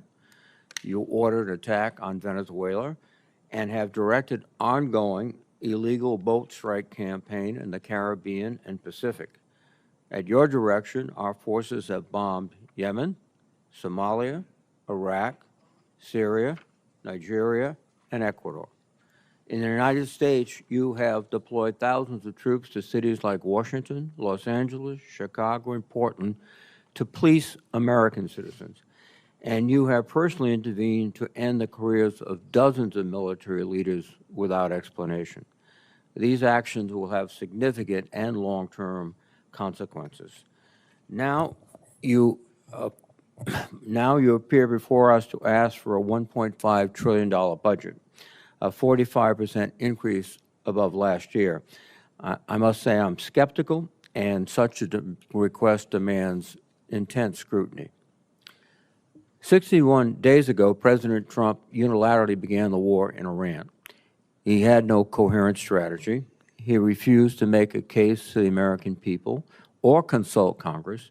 He failed to present any evidence of an immediate threat, and he ignored the advice of military and intelligence experts who warned him of the consequences. Today, our nation is in a worse strategic position. The Strait of Hormuz was open. Now it is closed. 13 service members have tragically lost their lives, and more than 400 have been wounded. We have lost dozens of aircraft, sustained significant damage to our bases in the area, and expended an alarming amount of our missile inventory. Morale and readiness across the force, especially among overdeployed units and vessels like the USS Gerald R. Ford aircraft carrier, have suffered. Gasoline and fertilizer prices throughout the world have surged. American families are bearing the cost of a war they wanted nothing to do with and have gained nothing from. And yet, Secretary Hegseth, you declared victory a month ago. On April 8th, you said, in your words, Operation Epic Fury was a historic and overwhelming victory. By any measure, Epic Fury decimated Iran's military and rendered its combat forces ineffective for years to come. Let me be clear. Tactically, the United States military performance against Iran has been remarkable, and I salute the service members who have executed this mission with skill and bravery. The problem with your statements, Mr. Secretary, is they are dangerously exaggerated. Iran's hardline regime remains in place. It still retains stockpiles of enriched uranium, and its nuclear program remains viable. Iran's military retains enough combat effectiveness to keep the conflict at an impasse. Its missiles and drones remain a far greater threat than you have acknowledged, and the regime has demonstrated it can effectively control the Strait of Hormuz when it chooses. Mr. Secretary, I am concerned that you have been telling the President what he wants to hear instead of what he needs to hear. Bold assurances of success are a disservice to both the Commander-in-Chief and the troops who risk their lives based on them. Our military has performed heroically, but military force without a sound strategy is a path to long-term defeat. I'd like to know what options you are considering now, given the course from this war and the stalemate President Trump has put us in. More broadly, Mr. Secretary, too often you have made dangerous statements that are counterproductive to the mission. You boasted about, quote, no stupid rules of engagement, just days after hundreds of Iranian schoolgirls were tragically killed in a missile strike. You have made troubling statements about showing no mercy and no quarter to the Iranians, orders that would constitute war crimes. As importantly, while our men and women are fighting and dying overseas, you have focused unduly on your own personal agenda. In the past 2 months alone, you have taken upon yourself to overhaul the chaplain corps, cancel flu vaccine requirements, repeal firearm restrictions on military posts, and bar service members from attending certain universities. Just this week, you brought performer Kid Rock to an Army base to go for a joyride in an Apache helicopter after dismissing an earlier investigation into the pilots who recklessly chose to hover above his home. That runs directly counter to the chain of command and maintaining good order and discipline. Most disturbingly, during your tenure, you have fired dozens of our most senior military leaders and personally intervened to block the promotions of many others. That is a betrayal of the merit-based system that forms the foundation of our military. You are hollowing out the military's bench of experienced and highest-performing senior officers while making young officers wonder if they should continue to serve. My colleagues and I have heard from countless service members throughout the ranks, many of whom will be watching right now, who are confused and disturbed by your actions. Hopefully you can explain them today. Additionally, this committee expects a fulsome update on Operation Southern Sphere. This ongoing campaign against suspected drug trafficking boats has resulted in nearly 200 fatalities. The administration has failed to explain the long-term objectives of this mission or provide any evidence of reduced drug flows into the United States. I would ask for a credible answer to this most fundamental question: what is the operation actually meant to accomplish? Mr. Secretary, you are here to promote the President's $1.5 trillion defense budget. While this budget provides funding for necessary programs, including shipbuilding and drone manufacturing, many other critical programs like barracks repair and aircraft procurement would rely on the passage of a party line reconciliation bill. Further, this budget slashes research and development, provides no funding for Ukraine, and includes no funding for losses incurred from the Iran war. Yesterday, Mr. Hurst testified that Operation Epic Fury has cost $25 billion. If nothing else, that help clarifies that we certainly do not need a supplemental anywhere near $100 billion, much less $200 billion. And in this record-breaking budget, there is no pay adjustments for the civilian workforce, and with inflation, that is a pay cut. After a year of DOGE layoffs and a hiring freeze across the department, this is an insult to the 800,000 men and women who support our warfighters every day. I cannot imagine a faster way to erode readiness and distract from our abilities to deter our adversaries. Ultimately, Mr. Secretary, I believe you are causing lasting harm to the military. Like many members of this committee, I had the opportunity and the privilege to serve in the military. And every officer knows they are duty-bound to give their best professional advice, even if it is not what their superiors want to hear. Because when leaders fear to speak honestly, people die, missions fail, wars are lost. The American people's trust in our military took 250 years to build. You are dismantling it in a fraction of that time. And trust, once long, can take generations to rebuild. Mr. Secretary, today I hope you'll take a step forward toward rebuilding the trust that has been lost. Thank you, Mr. Chairman. Mr. Secretary, you are now recognized for your opening statement, sir. Well, Mr. Chairman, Ranking Member Reed, Senators, thank you for the opportunity to testify in support of President Trump's historic, as you said, Mr. Chairman, $1.5 trillion fiscal year 2027 budget for the Department of War. The President's budget request reflects the urgency of the moment, addressing both the deferment of long-standing problems as well as positioning our forces for the current and future fights. I'm honored to appear alongside General Dan Kane, Chairman of the Joint Chiefs of Staff, and Jay Hurst, our Chief Financial Officer and Comptroller. I'd like to start by thanking this committee and Congress for your partnership in securing the investments needed for a stronger, prouder, and more secure military. Your focus on acquisitions, your focus on efficiency are the reflection in our department as well and in this budget. A nation's ability to build, to innovate, and to support the critical needs of its warfighters at speed and at scale is the foundation upon which its deterrence and survival rests. However, upon taking office on January 20th, 2025, President Trump inherited a defense industrial base that had been hollowed out by years of America Last policies, resulting in a diminished capacity to project strength. Under the previous administration, we were offshoring, outsourcing, beset by cost overruns and degraded capabilities.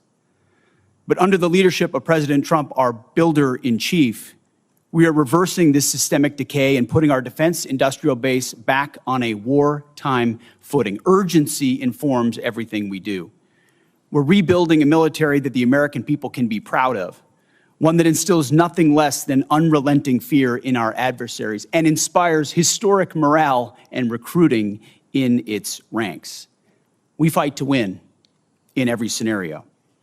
The $1.5 trillion budget put forward by the president will build upon a previous $1 trillion FY26 top line and will continue to reverse the 4 years of underinvestment and mismanagement of the Biden administration. The $1.5 trillion budget will ensure that the United States continues to maintain the world's most powerful and capable military as we grapple with a complex threat environment across multiple theaters. Not to mention, the budget also includes a historic troop pay increase, 7% for junior enlisted, and the budget eliminates all poor or failing barracks. Quality of life for our troops is front and center in this budget. By supercharging our defense industrial capacity and transforming how the department does business, we are restoring American commercial dominance at a pace unseen in generations, transforming the defense industrial base from the broken, slow-moving systems of the past. We have flipped the Pentagon acquisition process from a bureaucratic model to a business model, decisively moving from an acquisitions environment paralyzed by bureaucratic red tape into an outcomes-driven organization focused on delivering the most for taxpayer dollars. Over the past year, through historic multi-year procurement agreements that this committee supported, we've cut smart business deals that have sent unambiguous demand signals to industry to build more and build faster. The result has been a surge, a revitalization of our great American factories, and a massive reinvestment in the skilled American workers who serve as the industrial muscle behind our warriors.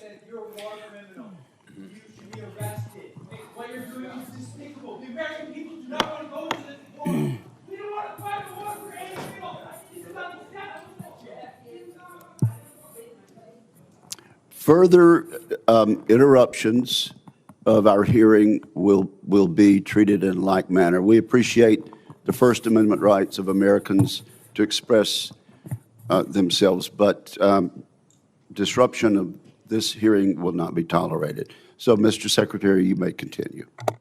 I'll briefly provide some concrete high-level metrics of what we've accomplished over just the past few months. These are announced new facilities and investments to support American warfighters. The department has helped stimulate more than 250 private investment deals in 39 states, 180 cities, in 150 companies worth more than $50 billion. It's resulted in 280 new or expanded facilities, more than 18 million new square feet of American manufacturing, and more than 70,000 new jobs. These $50 billion in investments in new plants, new assembly lines, and new factories are private investments, not taxpayer dollars. By completely transforming our department's business model, American companies are investing in America with their own dollars, a historic demonstration of American manufacturing and defense revitalization, all with their money, not Uncle Sam's. This has never been done before and is long overdue, from a bureaucratic model to a business model. These investments equal great things for America, for American families, and American workers to ensure that our warfighters